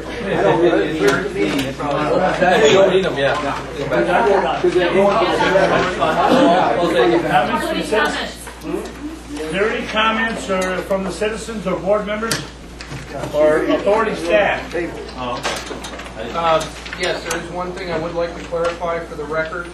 Under authority staff, two things. The camera sitting in the corner of the room was borrowed tonight. There's no compensation for that. It's a freebie. The other thing is I have decided to pursue a pilot's license, have contacted our flight instructor, Kurt Thomas, and am paying full rate. You're going to be flying a plane? In the interest of this. You don't go anywhere across that highway towards my house. Betty, the insurance policy's on.